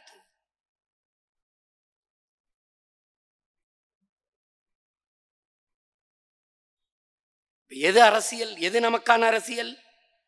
எதை செய்ய நாம் வந்தோம்? எதை செய்ய வந்தோம்? இந்த அரசு நிலத்தில் அரசியல் என்ன? போனஸ், மானியம், சலுகை, இலவசம், சாதி, மதம், சாராயம், பணம். இதை தவிர வேற ஏதாவது சொல், வேற ஏதாவது சொல் அரசியல் இல்லை. இங்கே செய்தி அரசியல் மட்டும்தான், செயல் அரசியல், சேவை அரசியல் இல்லை. இங்கே தேர்தல் அரசியல், கட்சி அரசியல் மட்டும்தான், மக்கள் அரசியல் இல்லை. நாம் பதவிக்காக வந்தவர்கள் அல்ல, நம் மக்களின் உதவிக்காக வந்தவர்கள். நாம் பணத்திற்காக வந்தவர்கள் அல்ல, நாம் பிறந்த பெருமை மிக்க இனத்திற்காக வந்தவர்கள். நாம் மக்களை வைத்து பிழைக்க வந்தவர்கள் அல்ல, அந்த மக்களின் உயர்வுக்காக உழைக்க வந்தவர்கள். இதை நினைவில் வைத்துக் கொண்டு நீ களத்திலே நிற்க வேண்டும். நீ யார்? கட்சி தொடங்கி இன்றோட 15வது ஆண்டு காலெடுத்து வைக்கிறது நமது கட்சி. முதல் 5 ஆண்டுகள் தேர்தல் களத்திற்கு வரவில்லை, மக்கள் களத்திலே நின்றோம். நன்றாக பார். 2016 234 தொகுதியிலே நிற்க ஆட்கள் இருக்கிறார்களா என்று கேள்வி பேசினார்கள். சீமானிடத்திலே முதலில் 234 பேர் இருக்கிறானா என்று கேள்வி பேசினார்கள். இரட்டை மெழுகுவர்த்தி என்ற ஒரு சின்னம், நான் கேட்ட சின்னம் எதையும் தரவில்லை. மயிலை கேட்டேன், தேசிய பறவை என்றார்கள். புலியை கேட்டேன், தேசிய விலங்கு என்றார்கள். அப்புறம் எதற்கு தேசிய மலரை பாரதிய ஜனதாவுக்கு கொடுத்தீர்கள் என்றேன், பதிலே இல்லை. காளை மாட கொடுங்கள் என்றேன், உயிருள்ள எதையும் கொடுக்க முடியாது என்றார்கள். அப்ப யானையை எதற்கு மாயாவதி அம்மையாருக்கு கொடுத்தீர்கள், சிங்கத்தை எதற்கு ஃபார்வர்ட் பிளாக்கு கொடுத்தீர்கள் என்றேன். அது முன்னாடி நடந்து விட்டது என்றார்கள். உங்களுக்கு நான் பின்னாடி பிறந்ததான் பிரச்சனையா என்று கேட்டேன், பதிலே இல்லை. கடைசியாக பொங்கல் உங்களுக்கு ஒரு சின்னம் தருகிறோம் என்றார்கள், இரட்டை மெழுகுவர்த்தி.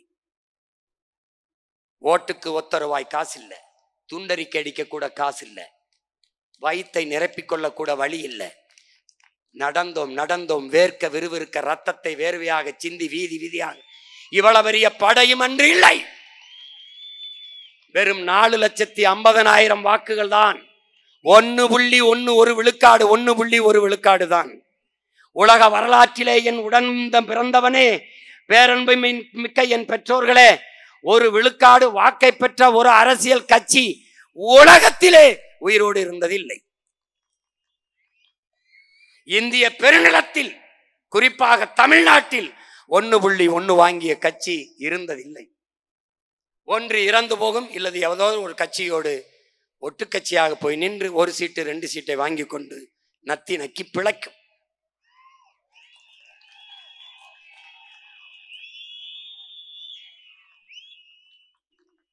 சோம்பலும் ஓய்வும் தற்கொலைக்கு சமம்.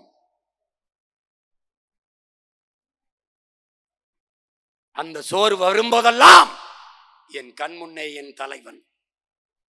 என் தலைவன் பிரபாகரன், மண்ணின் விடுதலைக்காக இன்னுயிரை இந்த மாவீரர்கள், கொத்து கொத்தாக செத்து விழுந்த என் மக்கள், என் மொழி சாகக்கூடாது என்று செத்த எமது மொழிப்போர் மறவர்கள், எங்கது முன்னவர்கள் பகுத்து வகுத்து தந்த பாதை மறுபடியும் உசிப்பிக் கொண்டு எழுந்தோம்.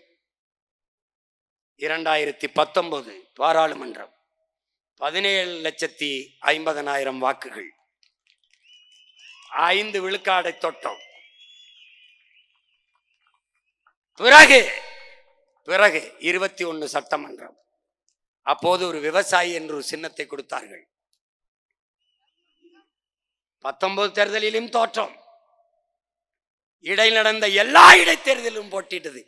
இந்திய வரலாற்றில், அரசியல் வரலாற்றில், தமிழ்நாட்டு அரசியல் வரலாற்றில் ஒரு இடைத்தேர்தல், ஒரு தேர்தலை கூட புறக்கணிக்காமல் போட்டியிட்ட ஒரே கட்சி நாம் தமிழர் கட்சி மட்டும்தான்.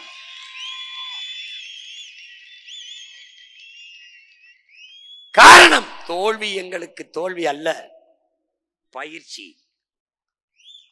வெற்றியையும் தோல்வியையும் சமமாக கருதுகிறவன் எவனோ அவனே உண்மையாக வீரன், அவனே உண்மையான வீரன். எங்களுக்கு 2-1 தான். மறுபடியும் போட்டி. தொடர்ந்து களத்திலே நின்றோம்.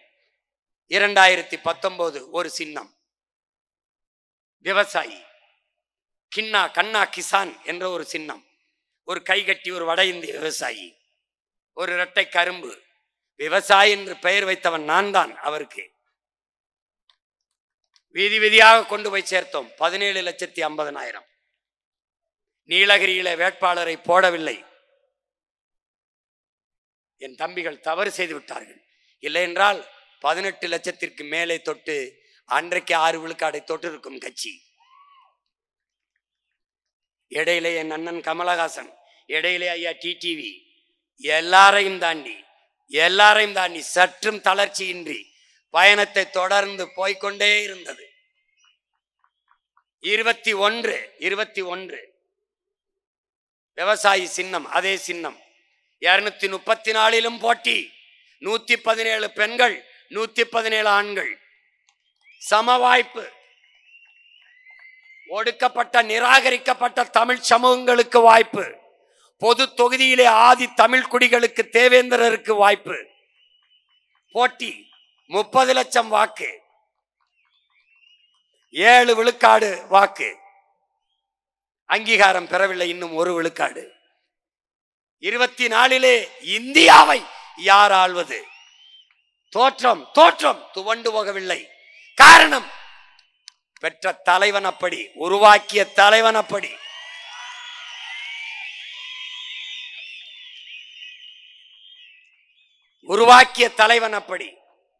மறுபடியும் களத்திலே 24 விவசாயி சின்னம் இருந்தால் சீமான் பெரிய வளர்ந்து விடுவான் என்று அஞ்சி என்னையே ரைட விட்டார்கள். ஏன்? எழுச்சி மிக்க இளைஞர் கூட்டம் அவன் பின்னால் திரள்கிறது. இளைஞர்களின் வீட்டிற்கு நாம் என்னையே ரைடை விட்டால், சோதனையை விட்டால், இளைஞர்கள் துணிந்து வந்தாலும் பெற்றோர்கள் எதற்கப்பா வம்பு, அவன் பின்னாடி போகாதே என்று தடுப்பார்கள் என்று தேசிய புலனாய்வு முகமையை ஏவி விட்டார்கள். என்ன நடந்தது? அதைவிட 1000 மடங்கு என் பிள்ளைகள் எழுச்சியோடு திரண்டு வந்து கொண்டிருக்கிறார்கள். கடைசியாக விவசாய சின்னத்தை எடுத்துக் விட்டார்கள். வேட்பாளர் அறிவிக்கும் வரை சின்னம் இல்லை. கடைசியாக ஒரு மைக்கை கொடுத்தார்கள். அந்த மைக்கை வைத்துக்கொண்டு ₹1 காசு இல்லாமல் என்னிடத்தில் கேட்டார்கள், இத்தனை வாக்கை எவ்வளவு செலவழித்திருப்பீர்கள் என்று. நான் எவ்வளவு செலவழித்திருப்பேன் என்று நீங்கள் சொல்லுங்கள் என்று கேட்டேன். ஒரு தலைவர் சொன்னார், ஒரு தொகுதிக்கு 3 கோடி செலவழித்திருப்பீர்களா என்று கேட்டார். நான் சிரித்தேன். என்ன சிரிக்கிறீர்கள்? நான் ஒரு தொகுதிக்கு 3 லட்சம் தான் செலவு பண்ணேன் என்று சொன்னேன். அவர் என்னை பார்த்தார், வியந்து பார்த்தார். என்ன இப்படி சொல்கிறீர்கள்? 3 கோடி ஒரு தொகுதிக்கு செலவிருந்தால் நாட்டையே நான் 4 வருஷத்துக்கு முன்னாடியே வென்றிருப்பேன் என்று சொன்னேன்.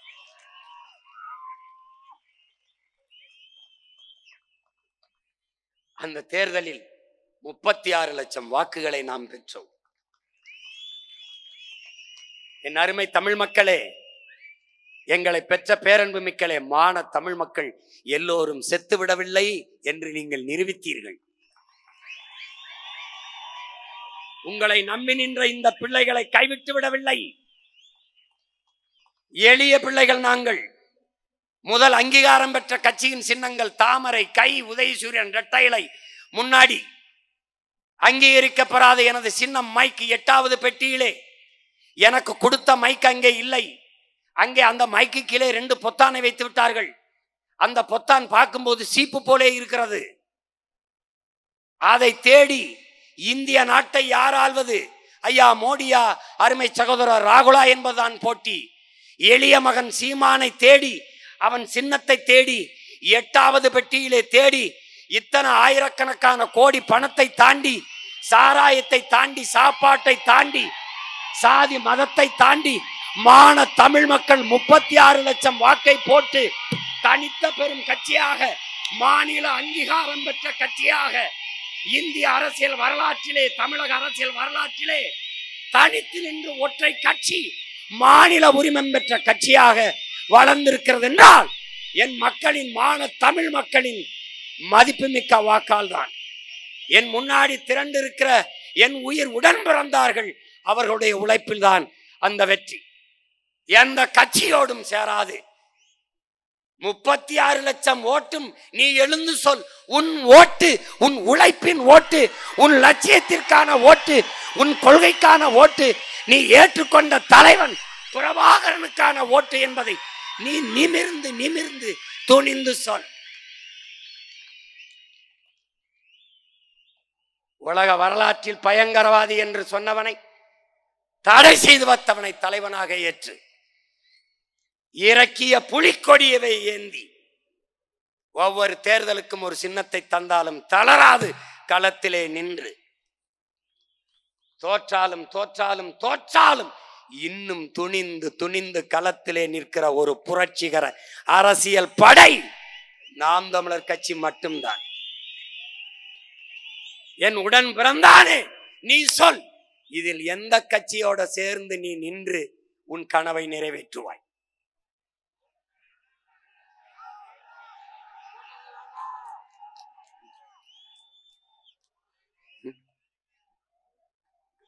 ஒன்றை நீ உணர்ந்துகள், நம்முடைய பயணம் நம் கால்களை நம்பித்தான்.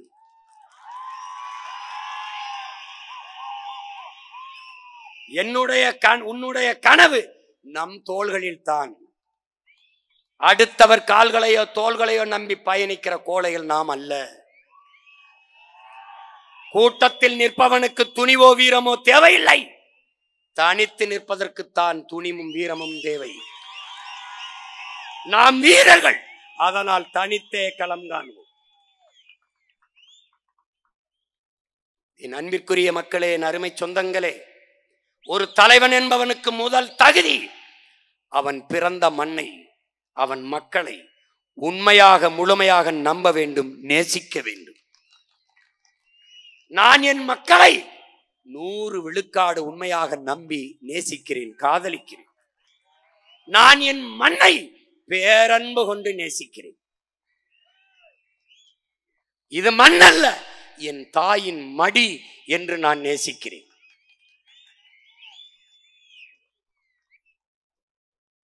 அதனால்தான் நாங்கள் தனித்து என்ற சொல்லை தவிர்க்கிறோம். தனித்து என்ற சொல்லை தவிர்க்கிறோம். 8 கோடி தமிழ் மக்களோடு இணைந்து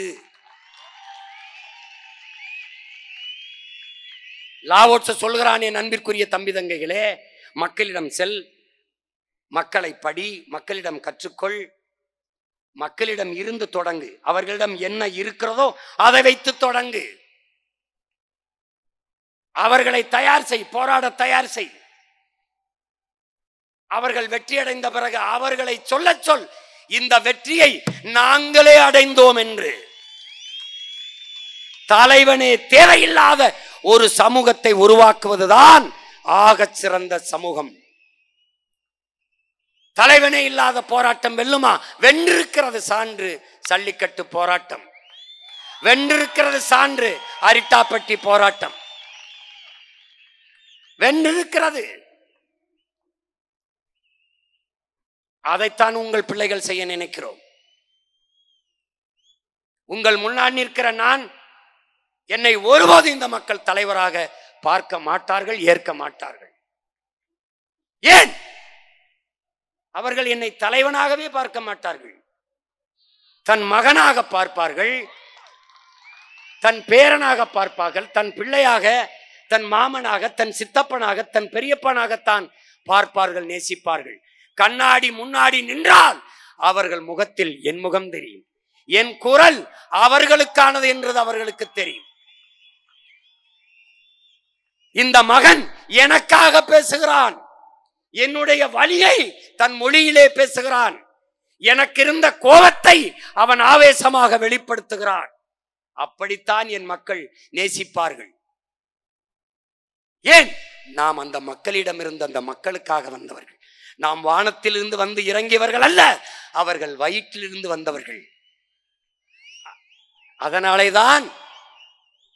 அதனாலேதான் எந்த சமரசம் இல்லாமல் மக்களுக்காக, மக்களிடம் இருந்து அந்த மக்களுக்காக வந்த பிள்ளைகள் மக்களை நம்பி களத்திலே நிற்கிறோம். 5 முறை 4 முறை பொது தேர்தலில் தோற்று, பல முறை இடைத்தேர்தல்களில் தோற்று, 2 முறை ஊரக உள்ளாட்சி தேர்தலில், உள்ளக தேர்தலில் தோற்று ஒரு கட்சி 5வது முறையும் களத்திலே தனித்து நிற்கப் போகிறது என்றால் அது இந்திய அரசியல் வரலாற்றிலே அது நாம் தமிழர் கட்சி மட்டும்தான். எந்த சமரசமும் இல்லை. என் மக்களோடு சேர்ந்து என் மக்களுக்காக இந்த 2026 படைப்போம் புதிய அரசியல் வரலாறு என்ற லட்சியத்தை முன்வைத்து நீங்கள் பறித்து கொண்ட அதே விவசாயி சின்னத்திலே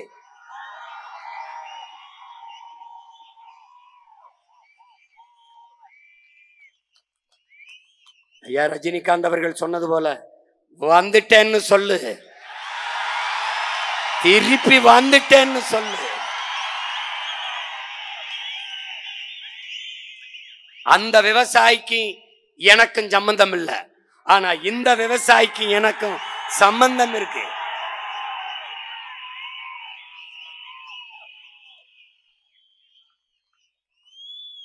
என் எண்ணம் மட்டும் சின்னம் இல்ல, சின்னமே நான் தான்.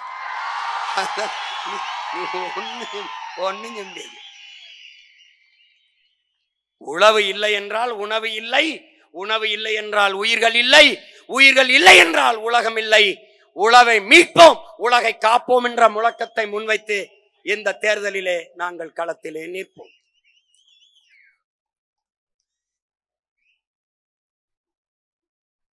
அறிவார்ந்த தமிழ் சமூக மக்கள் ஆகச் சிறந்த சமூகம் படைக்க காத்திருக்கிறோம். என் அன்பு பிள்ளைகளே, ஒரு தேசத்தில் மருத்துவ படிப்பிற்கு மதிப்பு இருக்கிறது என்றால் அந்த நாடு நோயாளிகளை அதிகம் பெற்றிருக்கிறது என்ற அர்த்தம். ஒரு நாட்டில் காவல்துறைக்கு அதிக மதிப்பு இருக்கிறது, அஞ்சுகிறார்கள் மக்கள் என்றால் அந்த சமூகம் குற்றச் சமூகமாக மாறிக்கொண்டிருக்கிறது என்ற அர்த்தம். நீதிபதிகள் கடவுளாக போற்றப்படுகிறார்கள் என்றால் அந்த நாட்டிலே குற்றம் அதிகரித்துக் கொண்டிருக்கிறது என்ற அர்த்தம். ஒரு நாட்டிலே ஆசிரிய பெருமக்களுக்கு என்றைக்கு மதிப்பு இருக்கிறதோ அன்றைக்கு அந்த சமூகம் அறிவார்ந்த சமூகமாக மாறிக்கொண்டிருக்கிறது, வளர்ந்து கொண்டிருக்கிறது என்று அர்த்தம். நீ ஐஏஎஸ் ஆக, ஐபிஎஸ் ஆக, டாக்டர் ஆக, இன்ஜினியர் ஆக, எவனானாலும் உன்னை பிரசவிப்பவன் ஆசிரிய பெருமகன் என்பதை நினைவில் வைத்துக்கொள்.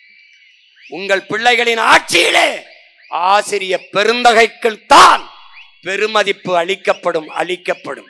நோயற்ற சமூகம் உருவாக்குவோம். குற்றவாளிகளே உருவாகாத சமூகத்தை படைப்போம். அது என் கனவல்ல, என் தலைவனின் கனவு, எமது முன்னவர்களின் கனவு. அப்படிப்பட்ட ஒரு சமூகத்தை படைக்க களத்திலே நிற்கிற பிள்ளைகள் உங்கள் பிள்ளைகள். இந்திய அரசியலை, இந்திய நாட்டை யார் ஆள்வது என்பதில் என்னை தேடிய மக்கள், தமிழ்நாட்டை யார் ஆள்வது என்பதில் என்னை தவிர்த்துவிட்டு என் மக்கள் செல்ல மாட்டார்கள். இம்முறையும் 234 போட்டி, 117 இடம் பெண்களுக்கு, 117 இடம் ஆண்களுக்கு, அதிலே 134 இடங்கள் வெறும் இளைஞர்களுக்கு என்பதை என்னரும் தமிழ் தம்பி தங்கைகள் புரிந்து கொள்ள வேண்டும். மாணவர், இளைஞர், மகளிர், தகவல் தொழில்நுட்ப படை இதை பெருக்காது நாம் தமிழர் கட்சி சிறக்காது. மாணவர், இளைஞர், மகளிர் படை நில்லாது நம் கட்சி வெல்லாது. இதை கவனத்தில் கொண்டு என்னரும் தம்பி தங்கைகள் களப்பணியாற்ற வேண்டும். மற்றவர்களுக்கு அரசியல் கட்சி தேர்தல், இது நமக்கு போர், தன்மான போர், இனமான போர், உரிமை மீட்பு போர், நிலம் காக்கும் போர், நிலத்தின் வளம் காக்கும் போர். இவர்களிடம் இருந்து நம் மண்ணை மக்களை மீட்க காக்க நாம் தொடுக்கிற புரட்சிகர அரசியல் போர். நம் தலைவனின் ஆயுதம் மிச்சம் வைத்ததை அவன் பிள்ளைகள் நம்முடைய அறிவாயுதம் ஏந்திய அரசியல் புரட்சி வென்று முடிக்க வேண்டும். இனப்படுகொலைக்கு இன்றைக்கு நமக்கு நிகழ்ந்த அநீதிக்காக பேசுவதற்கு ஒருத்தன் இல்லை. ஆனால் நம்மிடத்திலே அதிகாரம் வந்தால் உலக நாடுகளில் எல்லாம் தமிழ்நாட்டு அமைச்சர்கள், இந்திய நாடாளுமன்றத்திற்கு சென்ற நாம் தமிழர் கட்சி நாடாளுமன்ற உறுப்பினர்கள் என் இனம் எப்படி கொல்லப்பட்டது என்ற ஆவணத்தை சேமித்து காணொலி ஆவணம் அச்சாவணமாக எடுத்துக்கொண்டு உலக நாடுகள் எல்லாம் எனக்காக பேசுகிற தேசிய இன பெருமக்கள், சீக்கியர்கள், வங்காளிகள், குஜராத் வங்காளிகள், திரிபுரா, மணிப்பூர், நாகாலாந்து, கர்நாடகா, எல்லா மாநிலங்களும் தேசிய இனங்களின் ஒருமைப்பாட்டுக்கு உழைத்துக் கொண்டிருக்கிற பெருமக்கள், காஷ்மீர், எல்லா மாநிலத்திலிருந்தும் என்னோடு நிற்க என் உடன் பிறந்த தேசிய இன மக்கள் நிற்கிறார்கள். அவர்களோடு உலகெங்கும் சென்று மனசாட்சியுள்ள மானுடர்களை தட்டி எம் இனத்திற்கு இழைக்கப்பட்ட அநீதியை பாருங்கள், எங்களை கொன்று குவித்த கொடுங்கோலை பாருங்கள், ஒரு பொது அரசியல் தீர்வுக்கு வாருங்கள். என்ன தீர்வு? ஒரு பொது வாக்கெடுப்பு, ரெஃபரண்டம். உலகில் எத்தனையோ நாடுகள் பிரிந்திருக்கிறது. நார்வே, ஸ்வீடன், கிழக்கு தைமோர், மேற்கு தைமோர், இப்படி எத்தனையோ நாடுகள். அண்மையிலே சேர்பியாவில் இருந்து கொசோவா, தெற்கு சூடான், இப்படி எத்தனையோ நாடுகள் பிரிந்து பிறந்திருக்கிறது. அப்படி எங்களுக்கு ஒரு வாய்ப்பு, ஒரு அரசியல் தீர்வுக்கான வாய்ப்பு. என்ன வாய்ப்பு? பொது வாக்கெடுப்பு, ஒரு முன்வைப்பு. தமிழீழ என் சொந்தங்கள் இடத்திலே ஒற்றை இலங்கை, ஒரே ஆட்சிக்குள் இணைந்து வாழ்கிறீர்களா, தனித்தமிழ் ஈழமாக மீள்கிறீர்களா என்ற கோரிக்கையை முன்வைத்து, ஒரே இலங்கைக்குள் வாழ்கிறோம் என்று எமது மக்கள் வாக்களித்து விட்டால் நாங்கள் வாய்மூடி மவுனிக்கிறோம். தனித்தமிழ் ஈழமாக மீள்கிறோம் என்று வாக்களித்து விட்டால் எங்களை தனித்தமிழ் ஈழமாக, தனித்தமிழ் சோசலிச குடியரசாக பிரித்து அறிவித்து பிரகடனப்படுத்துங்கள். விடுதலை பெற்ற ஒரு இனத்தின் மக்களாக எங்களை வாழ விடுங்கள். என் அன்பிற்குரிய சொந்தங்களே, என் அருமை பெற்றோர்களே, அறிவார்ந்த என் தம்பி தங்கைகளே, ஒரு புழு உடம்பெல்லாம் முடிமுளைத்து ஒரு கூடு கட்டி, அது லார்வா பருவத்தில் ஒரு கூடை கட்டி அந்த கூட்டுக்குள் இருக்கும் போது அதற்கு முடி முளைத்திருக்கும். அந்த முடியை ஒவ்வொரு முடியையும் உதிர்க்க அது மரணத்தை ஒவ்வொரு முறையும் தொட்டு தொட்டு திரும்பும் என்கிறான். அவ்வளவு வலியை தாங்கி அந்த பூச்சி, சின்ன புழு இருக்கும் என்கிறான். மரணத்தின் வலியை தாங்கி எல்லா முடிகளையும் உதிர்த்த பிறகு அதற்கு இறக்கை முளைக்கிறது. அந்த இறக்கை முளைத்து கூட்டை உடைத்து பறக்கிறது விடுதலை பெற்ற பறவையாக. அதுதான் நீங்கள் பார்த்து ரசிக்கிற பட்டாம்பூச்சி, வண்ணத்து பூச்சி. அப்படி விடுதலைக்காக எண்ணற்ற மயிர்களை அல்ல, உயிர்களை லட்சக்கணக்காக சிந்திய மக்கள் இறக்கை விரித்து நிற்கிறோம். சுதந்திர பறவையாக எங்களை விடுதலை பெற்ற இனத்தின் மக்களாக உலக அரங்கிலே, இந்த பூமி பந்திலே பறக்க அனுமதி தாருங்கள் உலகத்தீரே. இந்த நிலையை இந்த மகன் இன்றைக்கு கெஞ்சிக் கொண்டு நிற்கிறேன். என்னை நீ தவிர்த்து விட்டு போகலாம், இந்த கூட்டம் சிறியவர்கள் கூட்டம் என்று எழுதி வைத்துக்கொள். 2026க்கு பிறகு சரியாக இன்னும் 6 மாதங்கள் என்னை நீ தவிர்த்து விட்டு செல்ல முடியாது. என்னை நீ மறைக்கலாம். நான் முன்வைக்கிற அரசியலை ஒருவராலும் தவிர்க்க முடியாது, மறைக்க முடியாது. நீ கொம்பாதி கொம்பன். கட்டிப்பார். பரந்தூர்ல விண்ணூர்தி நிலையம் கட்டிப்பார். எல்லாரும் எதோ பண்ணி பார்த்தான். டங்ஸ்டன் தொழிற்சாலை, அரிட்டாப்பட்டியில் குலதெய்வம் கோயில் வாசலில் நின்று சொன்னேன், இந்த குலதெய்வத்தின் மேலே ஆணை, இந்த மகன் இருக்கிற வரை ஒரு கல்லை கூட எடுக்க முடியாது என்று.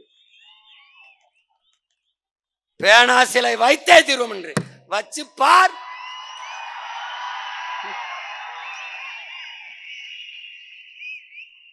படையில் எத்தனை வீரர்கள் என்பதை பொறுத்தல்ல வலிமை, படையில் எத்தனை வீரர்கள் ஈடுபாட்டோடு இருக்கிறார்கள் என்பதுதான் படையின் வலிமை. இங்கே நிற்கிறவன் எல்லாம் வெறி கொண்ட வேங்கைகள், அடிபட்ட புலியும் அடிமைப்பட்ட இனமும், எழுச்சியுற்றால் இவனும் எதிர் நிற்க முடியாது என்பதை உணர்ந்து கொண்டு ஆட்சியாளர்கள், அதிகாரத்தில் இருப்பவர்கள் உணர்ந்து கொண்டு வேலை செய்ய வேண்டும். என் அன்பு தம்பி தங்கைகளே, நம்மால் முடியுமா, இது சாத்தியமா என்று எண்ணாதீர்கள். தம்பி, தவறான பாதையில் வேகமாக செல்வதை விட சரியான பாதையில் மெதுவாக செல்வது மேலானது. முந்திக்கொண்ட முதல் கல் கோயிலின் வாசலில் படிக்கல்லாக இருக்கிறது. கடைசி வரை காத்திருந்த கல்தான் கலசம் ஏறுகிறது.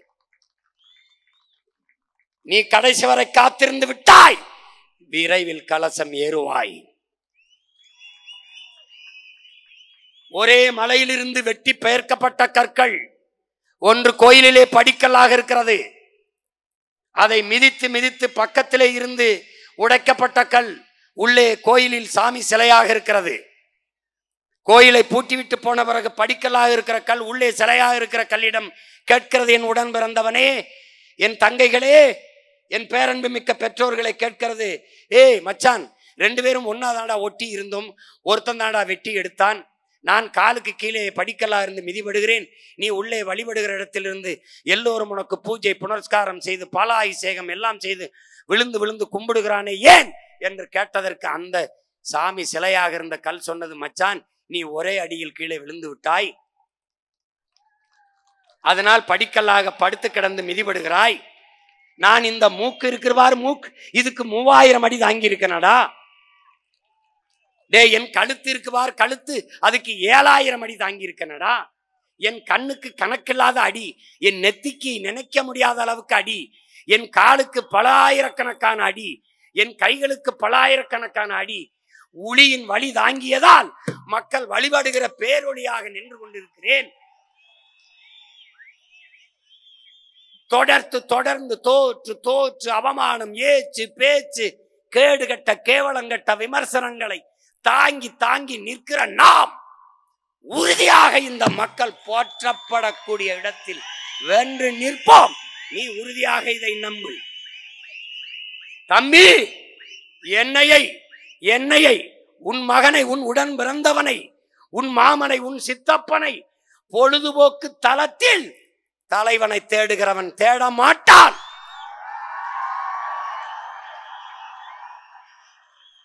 போராட்ட களத்தில் தனக்கான தலைவனை எவன் தேடுகிறானோ அவன்தான் உன் மகன், உன் உடன் பிறந்தான் என்னையை தேடுவான். காற்றடிக்கும் திசையெல்லாம் பறக்கிற பதர்கள் நம் வாக்காளர்கள் அல்ல. புயலே அடித்தாலும் அசையாது அதே இடத்தில் கிடக்கிற வீரிய மிக்க விதை நெல் மணிகளே நம்முடைய வாக்காளர்கள். நான் ஒரு விதை நெல், நீ ஒரு விதை நெல். என் அன்பு பிள்ளைகளே, என் அருமை பெற்றோர்களே, பேரன்பு மிக்க என் தம்பி தங்கைகளே, ஒரு நெல்லடா ஒரு நாற்று, ஒரு நெல் ஒரு நாற்று. அந்த ஒரு நாற்றை எடுத்து நடுகிறோம், ஒற்றை நடவு. அதைத்தான் ஒற்றை வைக்கோல் புரட்சி என்று மாசானுகோ புக்காக்கோ சொல்கிறான். நம்முடைய பெரிய தகப்பன் நம்மாழ்வார் அதைத்தான் சொல்கிறார், ஒற்றை நாற்று நடவு, ஒரு நாற்று. அந்த நாற்று 80 நாற்றாக மாறுகிறது, 100 நாற்றாக மாறுகிறது, வெடித்து வெடித்து. என்னுடைய தம்பி என்னுடைய தம்பி சிவராமன் உருவாக்கி கொண்டிருக்கிறான். நம்முடைய அப்பா வழியிலே ஒரு நாற்றை நட்டால் 100 நாற்று. நினைத்து பாரடா, ஒரு கதிரில் 20 நெல்மணிகள் என்றாலும் 100 நாற்றில் 2000 நெல்மணிகளடா. நீ விதைத்தது ஒரே நெல்லை, அது விளைவித்தது 2000 நெற்களை. இங்கே எத்தனை ஆயிரக்கணக்கான விதை நெல்கள்? நீயும் நானும் முளைத்தால் எத்தனை லட்சக்கணக்கான விதைகள் என்பதை நீர் புரிந்து கொள்ள வேண்டும். விதைத்தவன் உறங்கினாலும் விதை உறங்காது என்கிறான் ஃபிடல் காஸ்ட்ரோ. இங்குதான் விதைத்தவனும் உயிரோடு இருக்கிறான், உறங்கவில்லை. விதைகளும் உறங்கவில்லை, முளைத்து கொண்டே இருக்கிறது. விழுவதெல்லாம் அழுவதற்கல்ல, எழுவதற்கே. வீழ்வதல்ல தோல்வி, வீழ்ந்தே கிடப்பதுதான் தோல்வி. 1 விழ 9 அல்ல, 1 விழ நாம் 100 எழுவோம். விழுவோம் விழுவோம், விதையாய் விழுவோம். எழுவோம் எழுவோம், விடுதலையாய் எழுவோம். நம் இலக்கு உறுதி செய்யப்பட்டு விட்டது, நம் வெற்றி உறுதி செய்யப்பட்டு விட்டது. நம் பாதை மிகச் சரியானது, நம் பயணம் மிகச் சரியானது. தூரம் சற்று, மிகச் சற்று.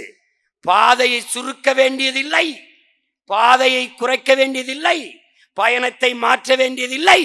மாறாக என் உடன் பிறந்தவனே, நம் கால்களை உறுதி செய்வோமடா. நம் கால்களை உறுதி செய்து களத்திலே பயணிப்போம். அடுத்தவன் தோள் மேலே ஏறி நின்று நான் உயரமானவன் என்று காட்டுவதை விட தனித்து நின்று நான் உண்மையான உயரத்தை காட்டுவது மேலானது. விடுதலை பெற்ற இந்தியாவின் முதல் பிரதமர் ஐயா நேரு அவர்கள் பேசியது, என்றாவது ஒரு நாள் தோற்க போகிற ஒரு கோட்பாட்டை ஏற்று அதன் வெற்றிக்காக இன்று நான் பாடுபடுவதை விட என்றாவது ஒரு நாள் வெல்லப்போகிற ஒரு கோட்பாட்டை, தத்துவத்தை ஏற்று அதற்காக நான் போராடி தோற்று போவதையே மேலானது என்று அவர் பேசியது நமக்காகத்தான், நமக்காகத்தான். ஒன்றை நீ கவனித்துக்கொள், நமது முன்னவர்கள் தற்காலிக தோல்விக்காக நிரந்தர வெற்றியை இழந்தவர்கள். நாம் தற்காலிக தோல்விக்கு நிரந்தர வெற்றியை நான் தழுவ தயாராக இல்லை. தற்காலிக வெற்றிக்காக நிரந்தர தோல்வியை தழுவ தயாராக இல்லை. அதை புரிந்து கொள்ள வேண்டும். நாம் வந்தது இங்கு இருக்கிற ஆட்சியாளர்களைப் போல ஆட்சி செய்யல. நம்மருமை தலைவன் கண்ட கனவை இந்த நிலத்தில் நிறைவேற்றி காட்ட நமது முன்னவர்கள் அறத்தின் வழி நின்ற ஆட்சி செய்த அந்த ஆட்சி முறையை இந்த நிலத்தில் நிகழ்த்தி காட்ட நாம் களத்திலே நிற்கிறோம். எனவே அறிவார்ந்த தமிழ் சமூக மக்கள், என்னரும் தம்பி தங்கைகள், தோல்வி தோல்வி அல்ல, தோல்வி தோல்வி அல்ல. என் உடன் பிறந்தானே, தோல்வி நிலையென நினைத்தான் மனிதன் வாழ்வை நினைக்கலாமா? வாழ்வை சுமை என நினைத்து தாயின் கனவை மிதிக்கலாமா? உரிமையை இழந்தோம், உடமை இழந்தோம், உணர்வை இழக்கலாமா? உணர்வை கொடுத்து உயிராய் வளர்த்த கனவை மறக்கலாமா? தோல்வி நிலையென நினைத்தான் மனிதன் வாழ்வை நினைக்கலாமா? விடியலுக்கில்லை தூரம், விடியும் மனதில் இன்னும் ஏன் பாரம்? உன் நெஞ்சம் முழுவதும் வீரம் இருந்தும் கண்ணில் இன்னும் ஏன் ஈரம்? உரிமையை இழந்தோம், உடமை இழந்தோம், உணர்வை இழக்கலாமா? உணர்வை கொடுத்து உயிராய் வளர்த்த கனவை மறக்கலாமா? யுத்தங்கள் தோன்றட்டும், ரத்தங்கள் சிந்தட்டும், பாதை மாறலாமா?